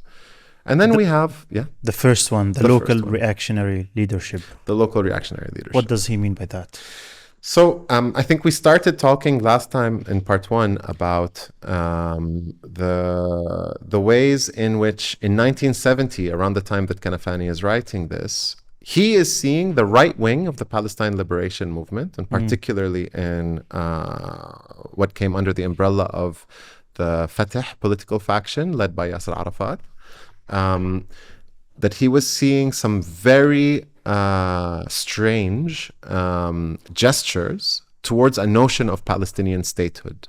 And he immediately recognized what this meant, right? Was that the Palestinian liberation leadership was kind of positioning itself to play the role of this kind of post-colonial leadership that would accept an independent state on a partitioned Palestine. But as Kanafani read extremely accurately already in 1970, so already, 55 years ago, that this kind of state, effectively a Bantustan, right? Effectively a state with no sovereignty, a state completely controlled under Israeli interests. The Israelis say the state can do this, the state cannot do this. That this kind of non-state was what was on offer by the empire and the Zionist leadership. Was effectively, can we carve out some pieces of territory that can turn into a prison for the Palestinians? We let this leadership come in and play the role of leadership. They can wear flags, they can go to the VIP lounges in the airport, they can ride in limousines, they can go to international arena and get the kind of head of state treatment, but with no sovereignty, no actual military capability, no actual capability to defend its own population. And we will thereby kind of in front of the world just declare the end of the quote-unquote Arab-Israeli conflict, that all issues are solved. Obviously, no refugees will return. Obviously, Palestinians who ended up inside 1948 Palestine and were forced to take Israeli citizenship, these are no longer Palestinians. These become Arab Israelis, a kind of hyphenated identity of Israeli. And those Palestinians unlucky enough to find themselves in the Bantustan, they will be governed by another Arab dictatorship, except this will be a dictatorship that is directly part of a Zionist strategy to keep the Palestinians from ever rising up, right? So effectively to create the first line of defense for the Zionist project in the region through a Palestinian leadership that would protect, that the prime purpose of this Palestinian leadership would be to protect Israel. Now, in terms of his analysis of the 1930s, we weren't there yet. Yeah. Right? In terms of what we see in his analysis or any kind of history of the 1930s revolution, is that the Palestinian leadership at the time, the equivalent of the right-wing leadership since the 1970s. So Haj Amin al-Husseini, the Mufti, who's the first example given when anybody wants to talk about Palestinians and Nazism and the Holocaust and so on, right? Because he was the British appointed, the empire appointed him as the Mufti. He was too young to be any kind of Mufti, but he had proved himself quite malleable. And so he had proved himself willing to be a stooge for the British. And so he was allowed and appointed as the Mufti of Jerusalem. As Kanafani shows, the usual way that this would have gone is that he and his class would have allied with the British, and then they would have sort of declared themselves the local national leadership, like the Hashemites in Jordan, like Bourguiba in Tunis, and so on and so forth. And then they would get to set up their police state dictatorship like we had in the rest of the Arab world and the rest of the decolonizing world. But this was an exceptional case because the imperial power had another option, right? We talked about this in part one. They had the option of the Zionist movement. And so as much as this leadership begged to be allowed to play the role of national leadership, the British really had no interest in giving them this role, right? And so the only source of power that this old elite had was to try to actually ingratiate itself, to try to make itself acceptable and accepted as the leadership of the revolutionary movement of the Palestinian masses, which was the revolution, right? And so you find it, in a way, what Kanafani does is he says, we need to explain why the rhetoric of these feudal lords turned so radical. Because usually, they will talk about independence, freedom from the occupier, and so on, but it won't be so fervently revolutionary. And he says basically the reason is that this elite had to continually prove itself as legitimate to the masses. Whereas usually you'd have to prove yourself legitimate to the imperial overlord, who's the actual person who's going to transition you into a position of power. So so he sees the seeds of our kind of like conservative reactionary leadership in the liberation struggle in this moment. But that same dynamic kind of continues. It takes on very many different characteristics, significant ones, but it actually very much remains the case. What have we seen from the Palestinian Authority leadership in Ramallah in the last year in terms of meaningful action to stop the genocide? Right? And this is a question. Well, they say that they are doing their best in the international courts, International Criminal Court, the ICJ, the UN, so the diplomatic. So they're doing the same kind of thing that a country as far away as Malaysia is doing, or a country as principled as Venezuela would be doing, right? But I was once in a conversation with one of the PA officials, and he told me that they can't do anything because if they want to do any military pressure on Israel, then the West Bank will be like Gaza again, and that's the end of the Palestinian people. Okay, but that's coming anyway. right? That's the thing is that they actually, so this is exactly what Kanafani is talking about when we're talking about reactionary leadership, right? Is that they want to perform the role of the leadership that is behaving in the best interest of the collectivity of Palestinians, but really they're behaving in a way that just feeds their own class interest, right? Which is maintaining that class and making sure that that class isn't swallowed up by the popular movement or by the imperial overlords, right? Because when you play that role, right, where you're effectively a puppet for a much more powerful party, you are eminently replaceable. Any other puppet can be brought in and propped up instead of you, right? This is something that the Hashemite regime in Jordan, for example, spent a very long time contending with, because for a long time, and this school of thought hasn't disappeared entirely, but you had an Israeli position which said there's already a state of Palestine. It's called Jordan. Just give it to the Palestinians. Of course, there was the big complication of, well, if Palestinians actually do take over Jordan, then that's going to be a country with the largest border with Israel that is very much trying to end the presence of the Zionist movement in Palestine. But this was all in the context of trying just to expel what remains of the Palestinians into Jordan, which remains a primary Israeli goal, right? Especially with this kind of far right wing in power, right? They are explicit every single day that there is no room for any Palestinian in Palestine. That their ultimate goal is to empty to continue what was begun in the Nakba, to completely eliminate Palestinian presence in Palestine. They often talk about Ben-Gurion's mistake. Didn't finish the job. He didn't finish the job. He didn't finish the job. And that's Benny Morris, who's considered the left wing of Israeli politics, not the right wing. Right? So imagine what the right wing is talking about. I mean, we don't have to imagine. They say it every day, right? Just go open up and just see what Ben Gvir said today, and you'll see exactly what we're talking about. What is the conversation between the neck and the sword? You remind me. What was the rest of that interview? So it was a conversation or a TV interview with Ghassan Kanafani. That's right.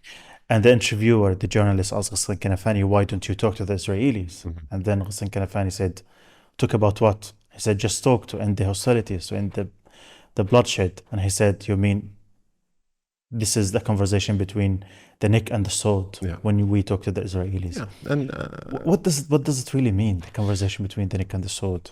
Well, I mean, there's two things happening here. So the first thing is this notion that kind of liberal folks and well-meaning folks have, which is that everything can be solved through a good conversation and kind of open dialogue, and, you know, why can't we all just get along? Which basically just completely absents the notion that power exists. Power exists, greed exists, interest exists, and that these kinds of collectivities will, even if they are really good people and moral people, and they don't see themselves as genocidal or criminal in any way, and so on, that if people kind of operate in good faith and come and have a solid, honest conversation, anything can be solved. And I think Sorry? Can it be solved? I mean, and the thing is that, like, when power is involved, you have to reckon with power primarily.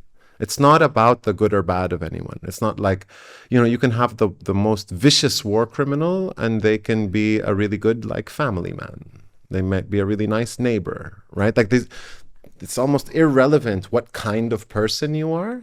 What matters is your structural role and position.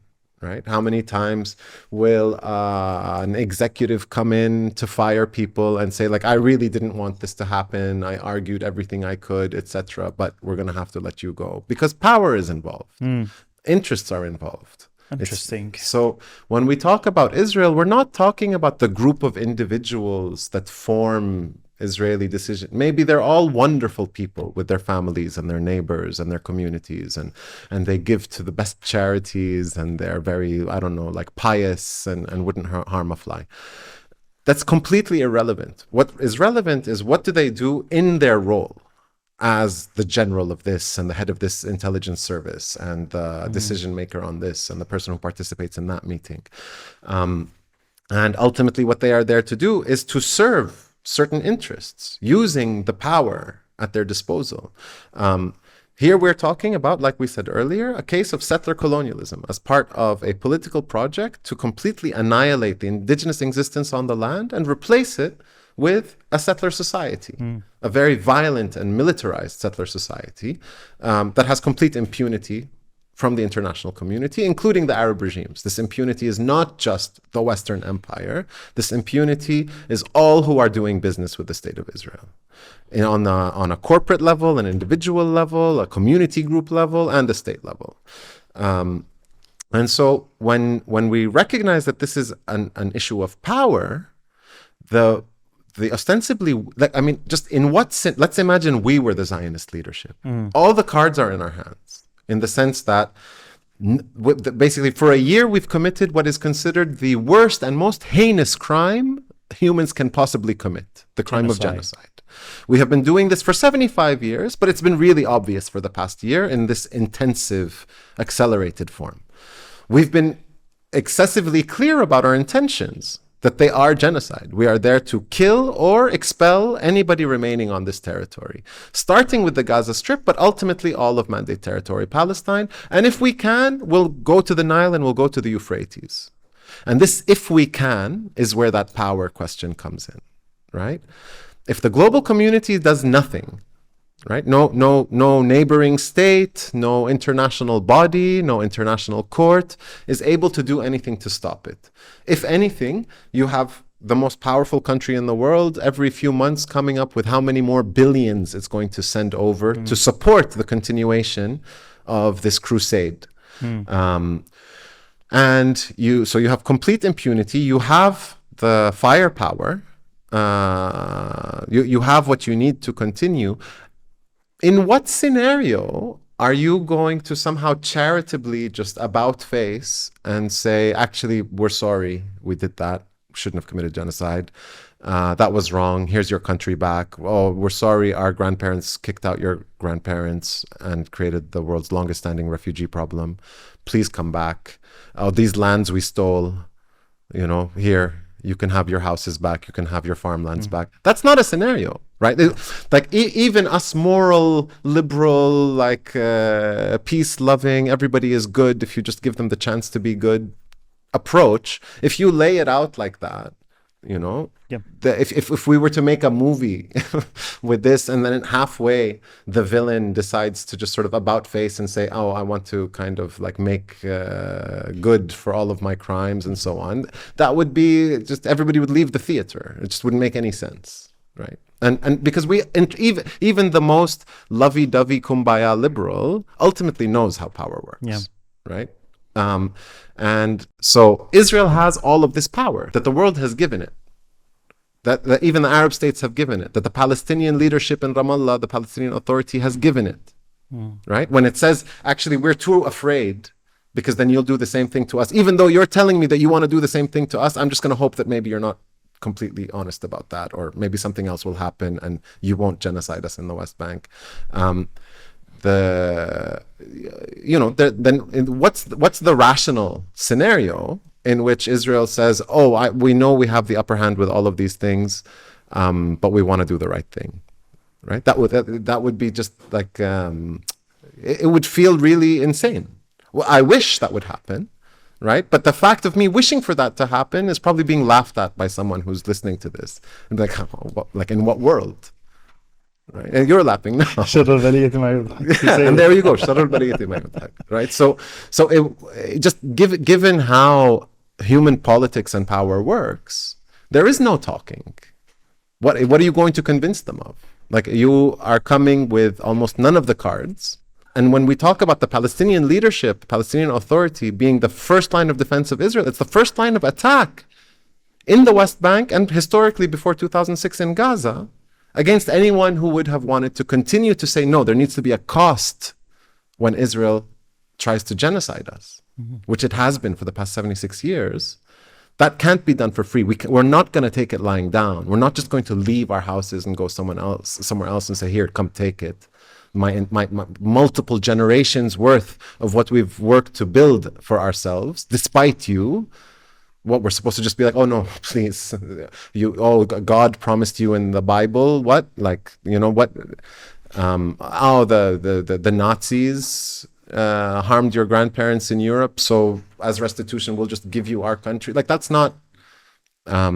So I'm sorry, I didn't finish any of those sentences, but but just to say that, like, this is the sword in the neck, right? That when you're in this position and the person working, the entity, the movement working to eliminate you publicly, stated in their founding documents, publicly stated in every action that they've taken, that this is what this movement aims to do, then this notion that, like, we can just have a cup of tea and talk through it is ludicrous.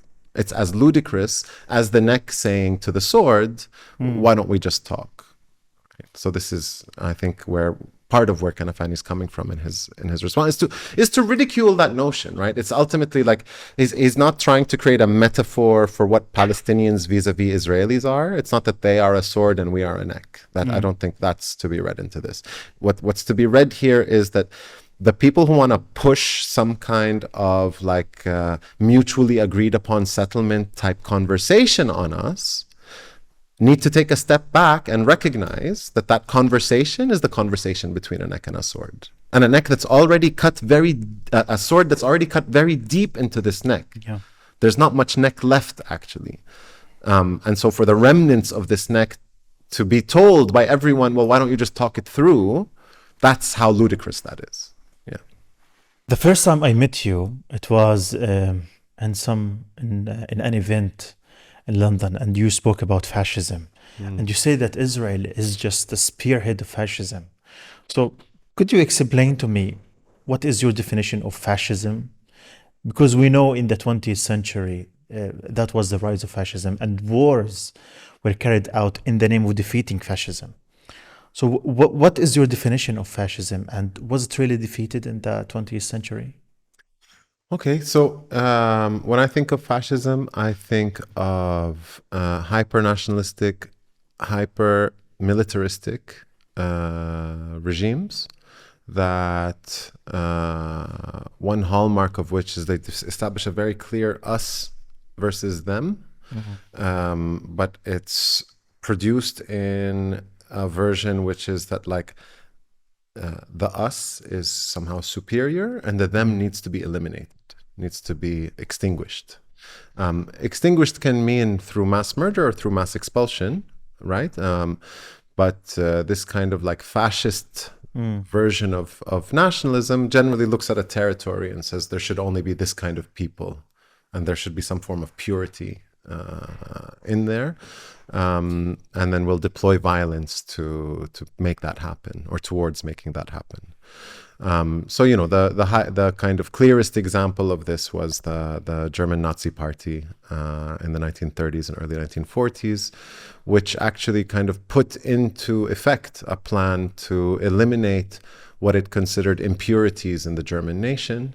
And these impurities were, you know, people with disabilities, communists, anarchists, and of course Jews, famously. People with disabilities Jews. As well? Yeah, of course, because if you were disabled, then you couldn't live up to that kind of ideal form of the German man or woman who was perfect in every way, right? And perfection also extended to being blonde and blue-eyed and white-skinned and so on. But so even if you are a German, if you are a Christian, but you're not white, then you have no business being in the nation. If you have a disability, you have no business being in the nation. Right? You are an impurity, and that you're treated as an impurity. And so I think one of the big harms of also thinking about the Nazi Holocaust as something that only affected Jewish people misses the fact that there were, you know, the Roma were very much also targeted.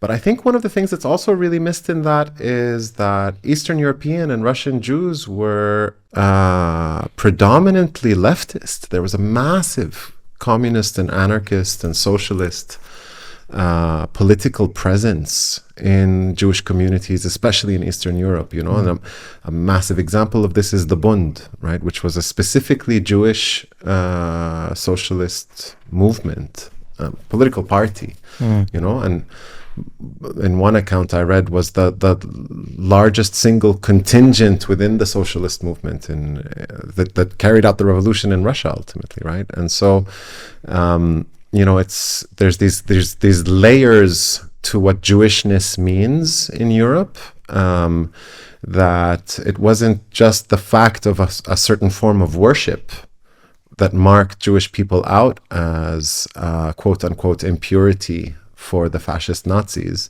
but that more likely than not, you know, if you were a Jewish European, you were probably also a revolutionary on some level or to some degree, right? And so I think that overlap, that disproportionateness by which, because Jewish people were fighting against these kinds of exclusion and racism and discrimination and pogroms and massacres and institutionalized discrimination, both in the public language, right, in terms of depictions in the media and so on, and materially in from, you know, the workplace where you're allowed to live and so on. That generally is a kind of radicalizing lived experience, as Palestinians know, as anybody who's part of a collective that is collectively, you know, some major power is trying to oppress you. That is radicalizing. You start to think, you know, I mean, the Zionists thought about it in a very particular upper class way of like, oh, why don't we just detach ourselves and create our own bourgeois state somewhere else? And that's effectively what Zionism was. But then for the most part, Jewish Europeans had developed an analysis that said, you know, it's not just about anti-Semitism. This is because these regimes and this status quo is a status quo that allows exploitation on the basis of class, exploitation of workers. It is patriarchal and sexist and misogynist. It is imperialist. These regimes are empires. Our imperial regimes are not just going after us as Jews. Many people are harmed and their lives are devastated as a result of these regimes. And so the solution is not to try to escape it or be somewhere else and just let it be and continue its devastation upon others. The solution is to smash these regimes. Right. And so the Western powers like France, Britain, and the United States and Canada and Australia and so on get to really kind of pat themselves as on the back as having fought the fascists, which they did. Right. There was the Second World War and the Nazis were defeated. However, Nazism and fascism have not been defeated. Right. And it's kind of one of the greatest ironies of history, I think, is that the State of Israel was created in the name of the community that was probably the most affected, negatively devastated by the rise of fascism and Nazism in Europe, which was the Jewish people. And what they've ended up doing is effectively replicating replicating, but through their own kind of a new form of fascism. So what we have with Zionism today, which is what we had for the last 76 years, is just, you know, all the masks are off. But if we speak to our parents or our grandparents, they would have told us of what they lived through and also what we lived through before 2023. That was already very obvious to us, right? They've created an in-group, which they legally define as the Jewish people. Even you don't have to be Jewish to be, in terms of faith, to be part of the Jewish people. You just have to be legally classified as a Jewish national of the State of Israel, right? So all of the Russian Orthodox Christians who managed to forge documents to show that they were Jewish in order to get the Jewish agency to fly them to Palestine so that they could become Israeli citizens. They've all opened up Russian Orthodox churches. They go to church on Sunday. They are cross-bearing Christians, but legally they are Jewish nationals of the State of Israel. So that's what I mean by it doesn't matter. It's not about religion. It's about your legal classification. Was this actually proven that some Russians forged their identity as Jewish people? Yeah, of course. Go to the Galilee. It's all Russian Orthodox churches. Thousands upon thousands of the refugees fleeing the collapse of the Soviet Union in the 90s, what was called an explosion of morbidity. You know, we had like diseases that were supposed to be eradicated had returned. The supermarkets were empty. The kind of it was almost impossible to find basic necessities. So people wanted to flee. And lo and behold, there's a racist state in the Middle East that if you can get a rabbi to certify that your mother's mother's mother was Jewish, and thereby you fit the legal definition of what it means to be Jewish legally, a Jewish national. So yeah, people found out that you could try to, effectively there was an escape route this way, right? You could find a rabbi, get them to certify that you're Jewish, and then Israel effectively considers anybody who fits the definition of Jewishness to have always been a national of the state of Israel. This might be a bit confusing, so I guess we should take a couple of steps back. The state of Israel is the only state in the world that I know of that differentiates between nationality and citizenship. Citizenship, if you or I saw this on a form and we saw two separate questions, nationality and citizenship, we'd be very confused. Yeah. Generally, you just think, okay, what passport do I have, or travel document, or which state kind of treats me as something that concerns them. With Israel, that's your citizenship. So anybody who holds an Israeli passport is a citizen of the state of Israel, like any other country, passport citizenship. However, this notion of national, Israel treats differently, because it effectively creates a hierarchy of nationalities within its citizenry. At the top of that hierarchy is the Jewish nationality, followed by things like Druze, or I don't know if Christian is a nationality, Bedouin, I think they made a nationality, and then Arab, I think, kind of just more broad. And so these people who were fleeing the Soviet Union, effectively what they did was they managed to very strategically slot themselves into the category of Jewish nationals. Within that category, the Jewish one, you'll find also some racism between the white Ashkenazi and the Sephardim and the black from Ethiopia. Yeah. So it's...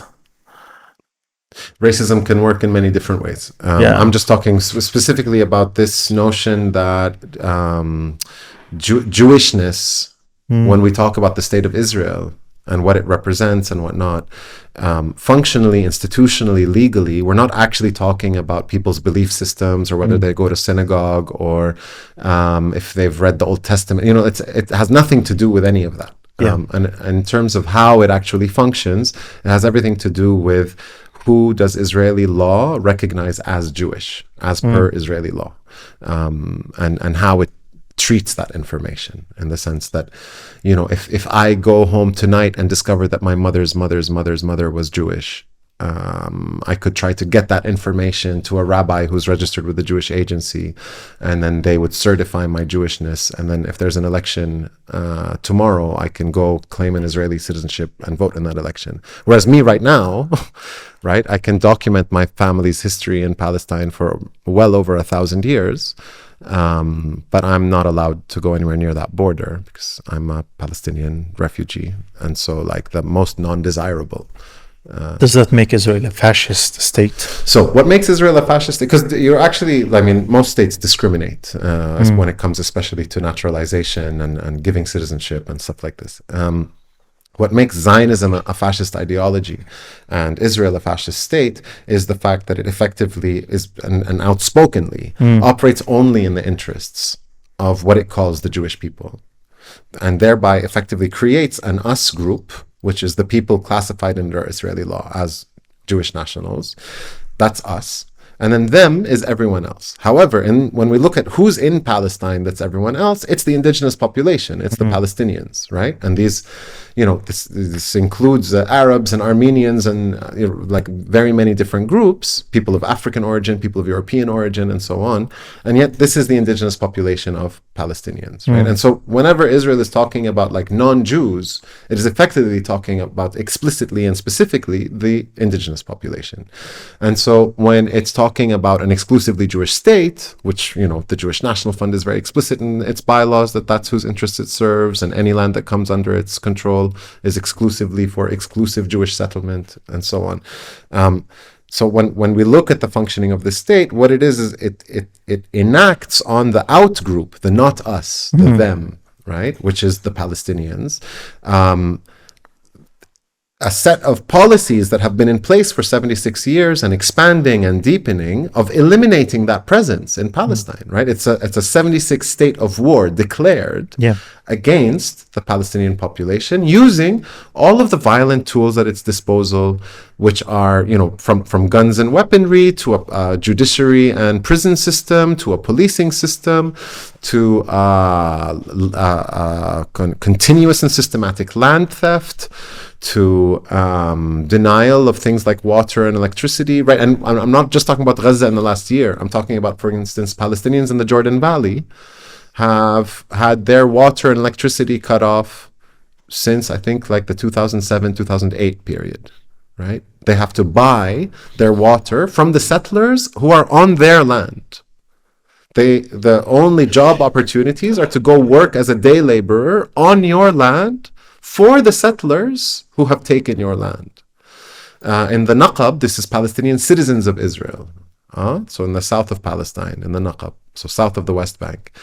Half the Palestinian population of the Naqab lives in unrecognized villages. These are citizens. They can vote in the elections. They can run for the Knesset, for the Israeli parliament. But their homes are illegal. Right? Every week to 2 weeks, there are mass home demolitions in the Naqab of Palestinian citizens of Israel. They are also not allowed water, sewage, electricity, etc. And that's for decades, not just the last year. They have to buy generators, buy fuel, buy water. Extremely high rates of disease. You can't call an ambulance and have it come to your house. You have to walk up to the highway because your village doesn't exist. Doesn't get roads. Also, because it doesn't exist, you can't get a license for building, right? So if you take 2 bricks and put them on top of each other, that's immediately an illegal structure according to Israeli law, right? So, I think many people have awoken to Palestine via Gaza of the past year, but whether we're talking about Gaza of the past 15 years or the past 75 years or any other part of Palestine geographically and demographically, Palestinians. Because also remember, 70% of the Palestinian population are refugees. Right? If you have 10 randomly selected Palestinians in a room, 7 of them are refugees. Right? True. And so every single Palestinian in the world is affected in one way or another, different ways, and they can be qualitative. Like there's a very different lifestyle for the grandchild of a Palestinian refugee who lives in a villa in London and the grandchild of a Palestinian refugee living under the bombs in Jabalia. Those are 2 very different experiences, but still I'm just saying that like the way the Zionist movement has manifested in Palestine and against the Palestinian population is a systematic violence of erasure, which, it's almost impossible to find a definition of fascism that this would not apply to, right? And so that's kind of how I approach fascism and how Israel and Zionism is a fascist ideology. I also would add, though, if we go back to the early writings of Zionists, what you will also find is a very heavy dose of white supremacy and racial science. You say that the Zionist movement and the Israeli state are fascist. Do you also say that they're not? You can compare them to Nazism. Can or cannot? You can. I'm asking you. Yeah, I mean, any political movement can be compared to any other political movement, right? Yes, but in terms of like similarities, where you have a state. Which and it's run by a particular political ideology. That political ideology says that there is a very distinct group called us, and only this kind of people who are of the us group are pure and should be allowed to be in our geographical space. All other types of people are others and impure and would be impurities if we allow them to remain within our geographic space and social space. And so those people their presence needs to be eliminated, whether through murder and or expulsion.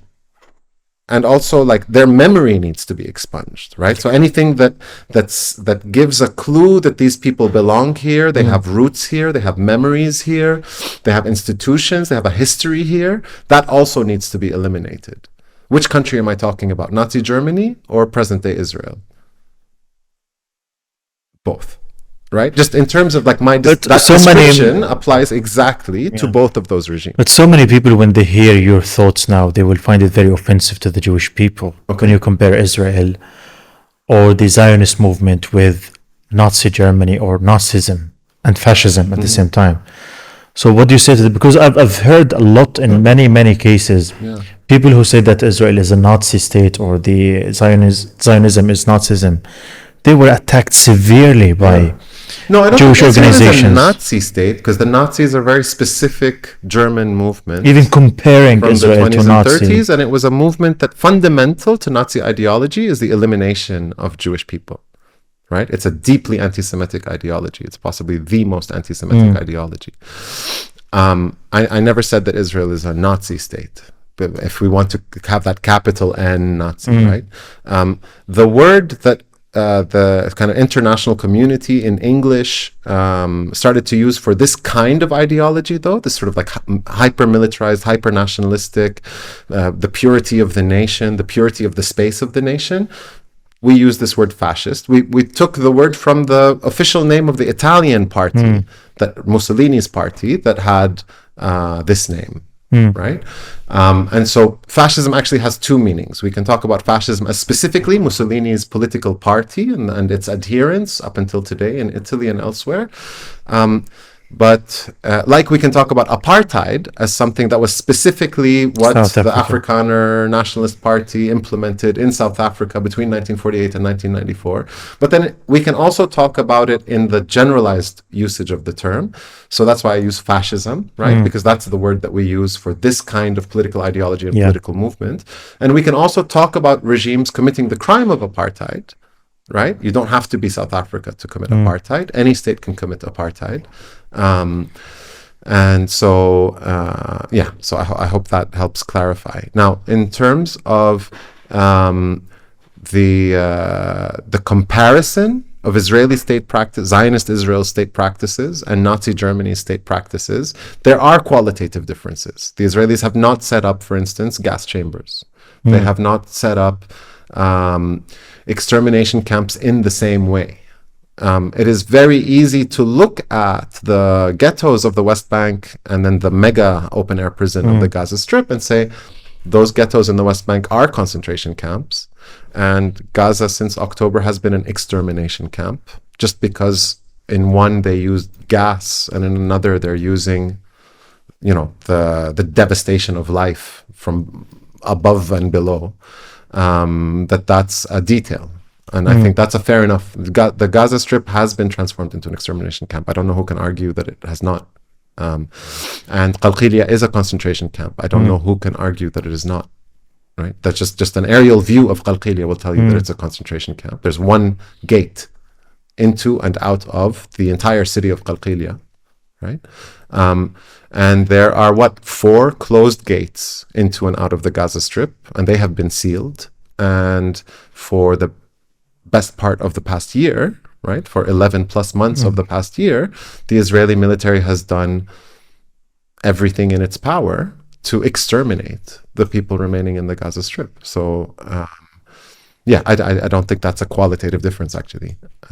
This is a very systematic, almost like scientific approach to the mass eradication of a population. So now Gaza has become a concentration camp, and even worse, genocide in Gaza, in the West Bank. It's on the verge of collapse, the West Bank. We expect at any day there might be another genocide in the West Bank.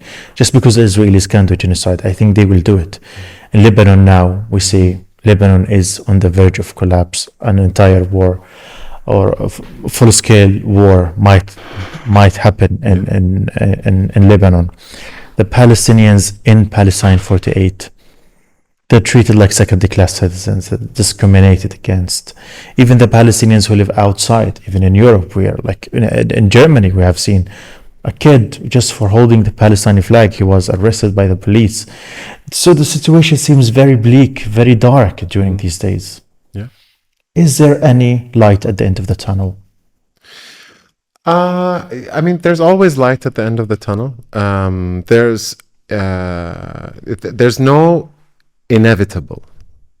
Right? I think that's something that we just need to understand from history, that the notion of inevitability is not a historian's notion. That's not how the world works.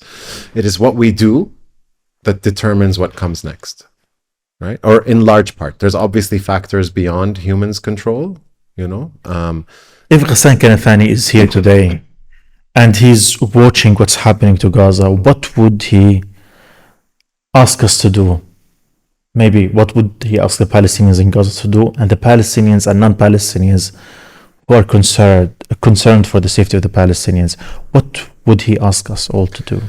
So, I mean, just in terms of the principles that Ghassan Kanafani lived by and espoused and pushed, and he was, I mean, he did live what he thought.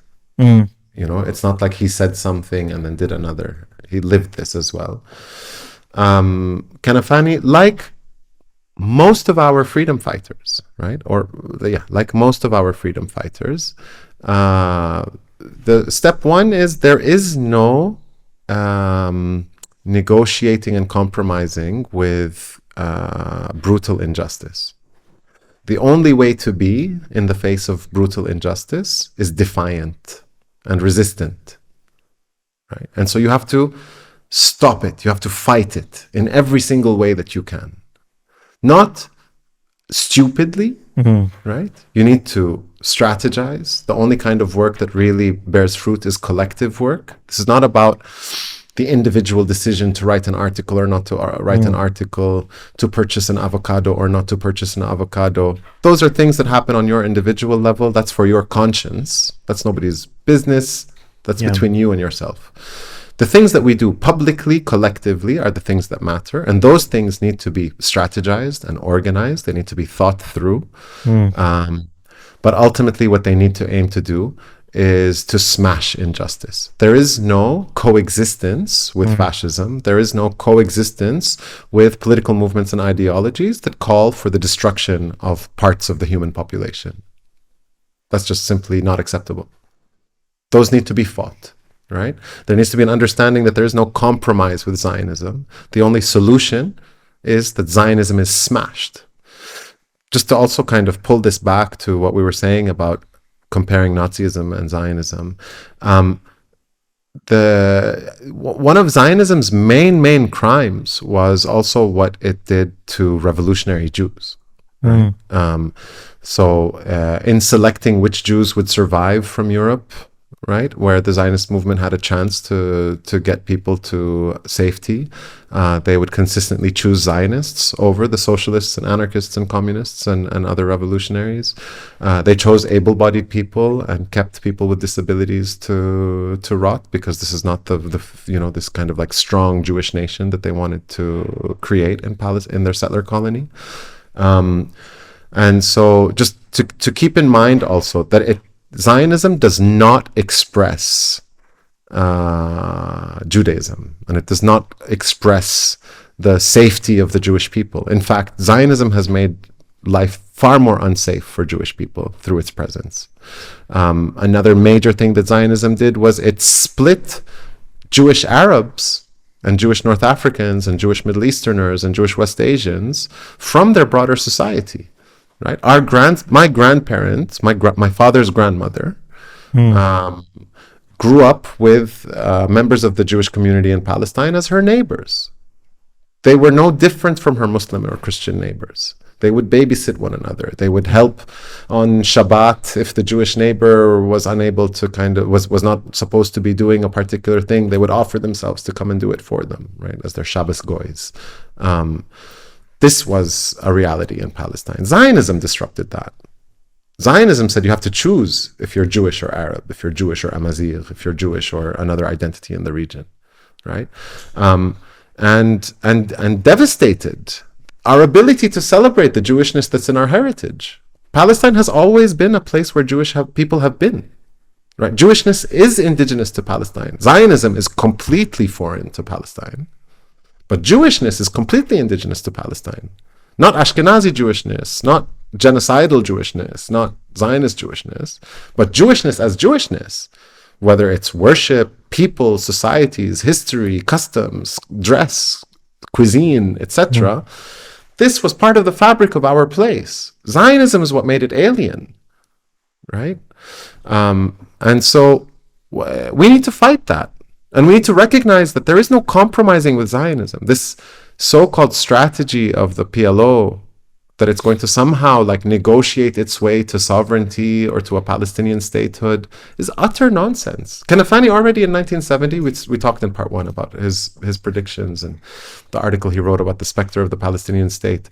But it was already obvious then, and it's only gotten more obvious. The Oslo agreements made it incredible. You know, if anybody was missing the memo before, if you've been alive and just watching or living what's happening since 1994, you know exactly what that negotiation process looks like.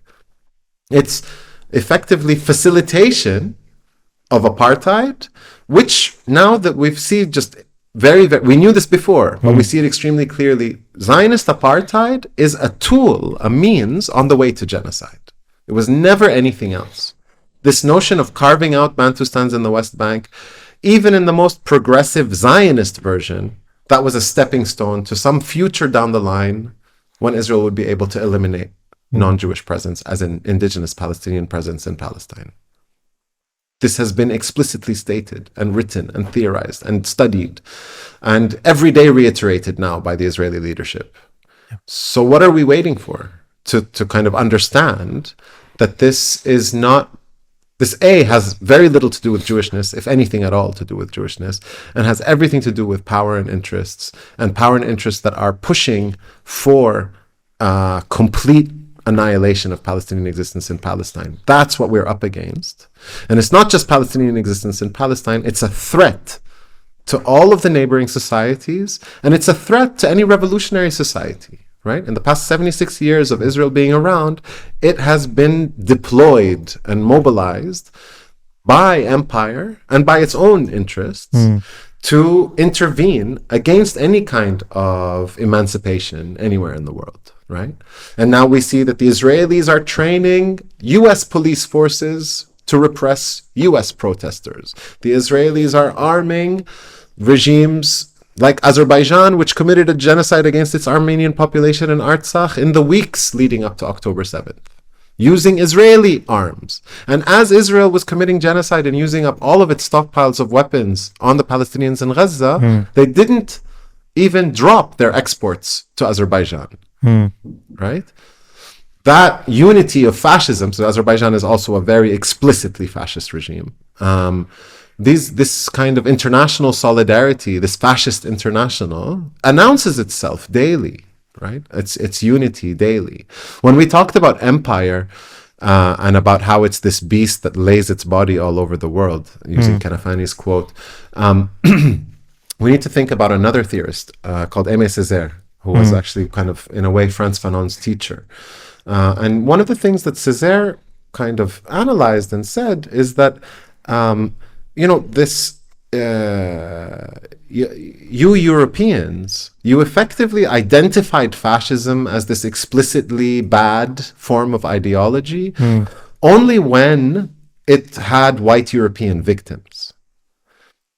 Those same ideologies have actually been at play through the course of modern empire, right? When the Belgians come to Congo, or the British come to all the different places that the British Empire went, or the French went all the different places that the French went, or the Dutch, etc., they had an us group, us white Europeans, who are civilized. That's where this language actually comes, really kind of flourished in. We are the civilized. These people that we are colonizing are savages and barbarians and backwards and behind, lesser in terms of humanity. And that justified things like slavery, it justified things like mass extermination, mass exploitation, servitude, and so on, right? In addition to all of the kind of militarizing and policing and imprisoning and violence on the bodies of those native populations and communities. And so, effectively, imperialism operates as a kind of fascism, in effect, from the perspective of the native population, right? And so just to recognize that because they operate in such similar ways, both in terms of the racism, this us and them, we are civilized, you are eliminatable, and maybe there's even a moral imperative to somehow eliminate you. And fascism, which does that in this, not necessarily using a language of civilization, although we're seeing that language of civilization. Netanyahu has repeatedly used the tropes of light and dark, the tropes of civilized and barbarian. And he's actually kind of quoting Herzl, who wanted to establish a rampart of civilization against barbarism. Just to recognize that when we talk about global empire, we're really also talking about a certain kind of global fascism, right? When we look at who are the regimes of the Riyadh summit, when we look at who are the regimes that are the first to defend Israel and that are trading arms with Israel and so on and so forth, from India to Azerbaijan, etc. We really kind of, and like map those on to the places where we're having these kind of big movements emerge and take power, which are calling for violence against members within the society and so on and so forth. You start to see these overlaps, right? They become unmistakable. And you start to see also the material support they're giving one another, right? You see that the United Arab Emirates, which has been fully in support of Israel, lighting up their tall hotel tower or Burj Khalifa or whatever with the Israeli flags and celebrating when they're selling Israeli agricultural produce in their markets. That it's the same regime that is played a primary role in the devastation of Yemen and in the devastation of Sudan as the main supporter of the rapid support forces in Sudan and Hemeti. So, they are operating as a kind of alliance, and we see fascism effectively spreading across the globe as this kind of beast, right? And just to reiterate, there is no negotiating and compromise. It's not going to just give you things because you ask nice. As Assata Shakur said, it's not going to give you your freedom on a silver platter. And as Kanafani said too, right? These are things that you have to force away from the jaws of the beast, right? You can only do this by organizing through collective action and through defiance. And you can't stop until it's smashed. So there is no end to what we're seeing in Palestine until Zionism is smashed, is defeated. Do you think Zionism will be smashed or defeated soon or ever at all? I think that Zionism will be smashed and defeated. I don't know when, but I know that if our generation doesn't do it, our children's generation will do it. And if their generation doesn't do it, then because we're not going anywhere. We actually don't have a choice but to continue to fight. This is our survival. This is our very existence. Right? They choose to look at this as existential, but none of us is calling for the elimination of Jewish people in Palestine. Right? We are calling for just give us our land back, let us live in dignity, and you've always been welcome to come and live as our neighbors. Just like any other community came, Armenians came, different waves of African migrants and pilgrims and scholars came, different waves of people from the Caucasus came, people from Eastern Europe came, religious migrants and pilgrims came. Everybody's come to Palestine and they live with us. They intermarry with us over the generations. We can no longer tell, right? I have black cousins and I have blonde cousins. I don't know what genes are what, right? We're completely mixed this way. If Jewish people had come this century and said, we just want to come live like everybody else, nobody would have stopped them. Nobody did stop them, right? Golda Meir herself, this kind of like prime minister of Israel, in her autobiography talks about how the Palestinians taught her how to dress and feed her kibbutz. Right? It's the same story of those American settlers on Thanksgiving before they genocided the indigenous population. So there's no question that it is within our hearts to allow just to be able to live together, but this is premised on the end of fascism and Zionism. Hazem Jamjoum, it has been very, very useful and very fruitful discussion with you. Thank you very, very much for joining us. Thanks, Ahmed. Thanks for having me. As Israel attempts to erase the Palestinian people under the cover of darkness, targeting journalists and censoring the press, We must rise from the ashes. At Palestine Deep Dive, we are building a multimedia space where our voices, the Palestinian voices, are always front and center. And right now, we just need 3,000 more of you to join our regular supporters and back our work so we can rapidly expand our output. Help us build the future of journalism. Become a supporter at PalestineDeepDive.com/support. This is 100% independent media powered by you.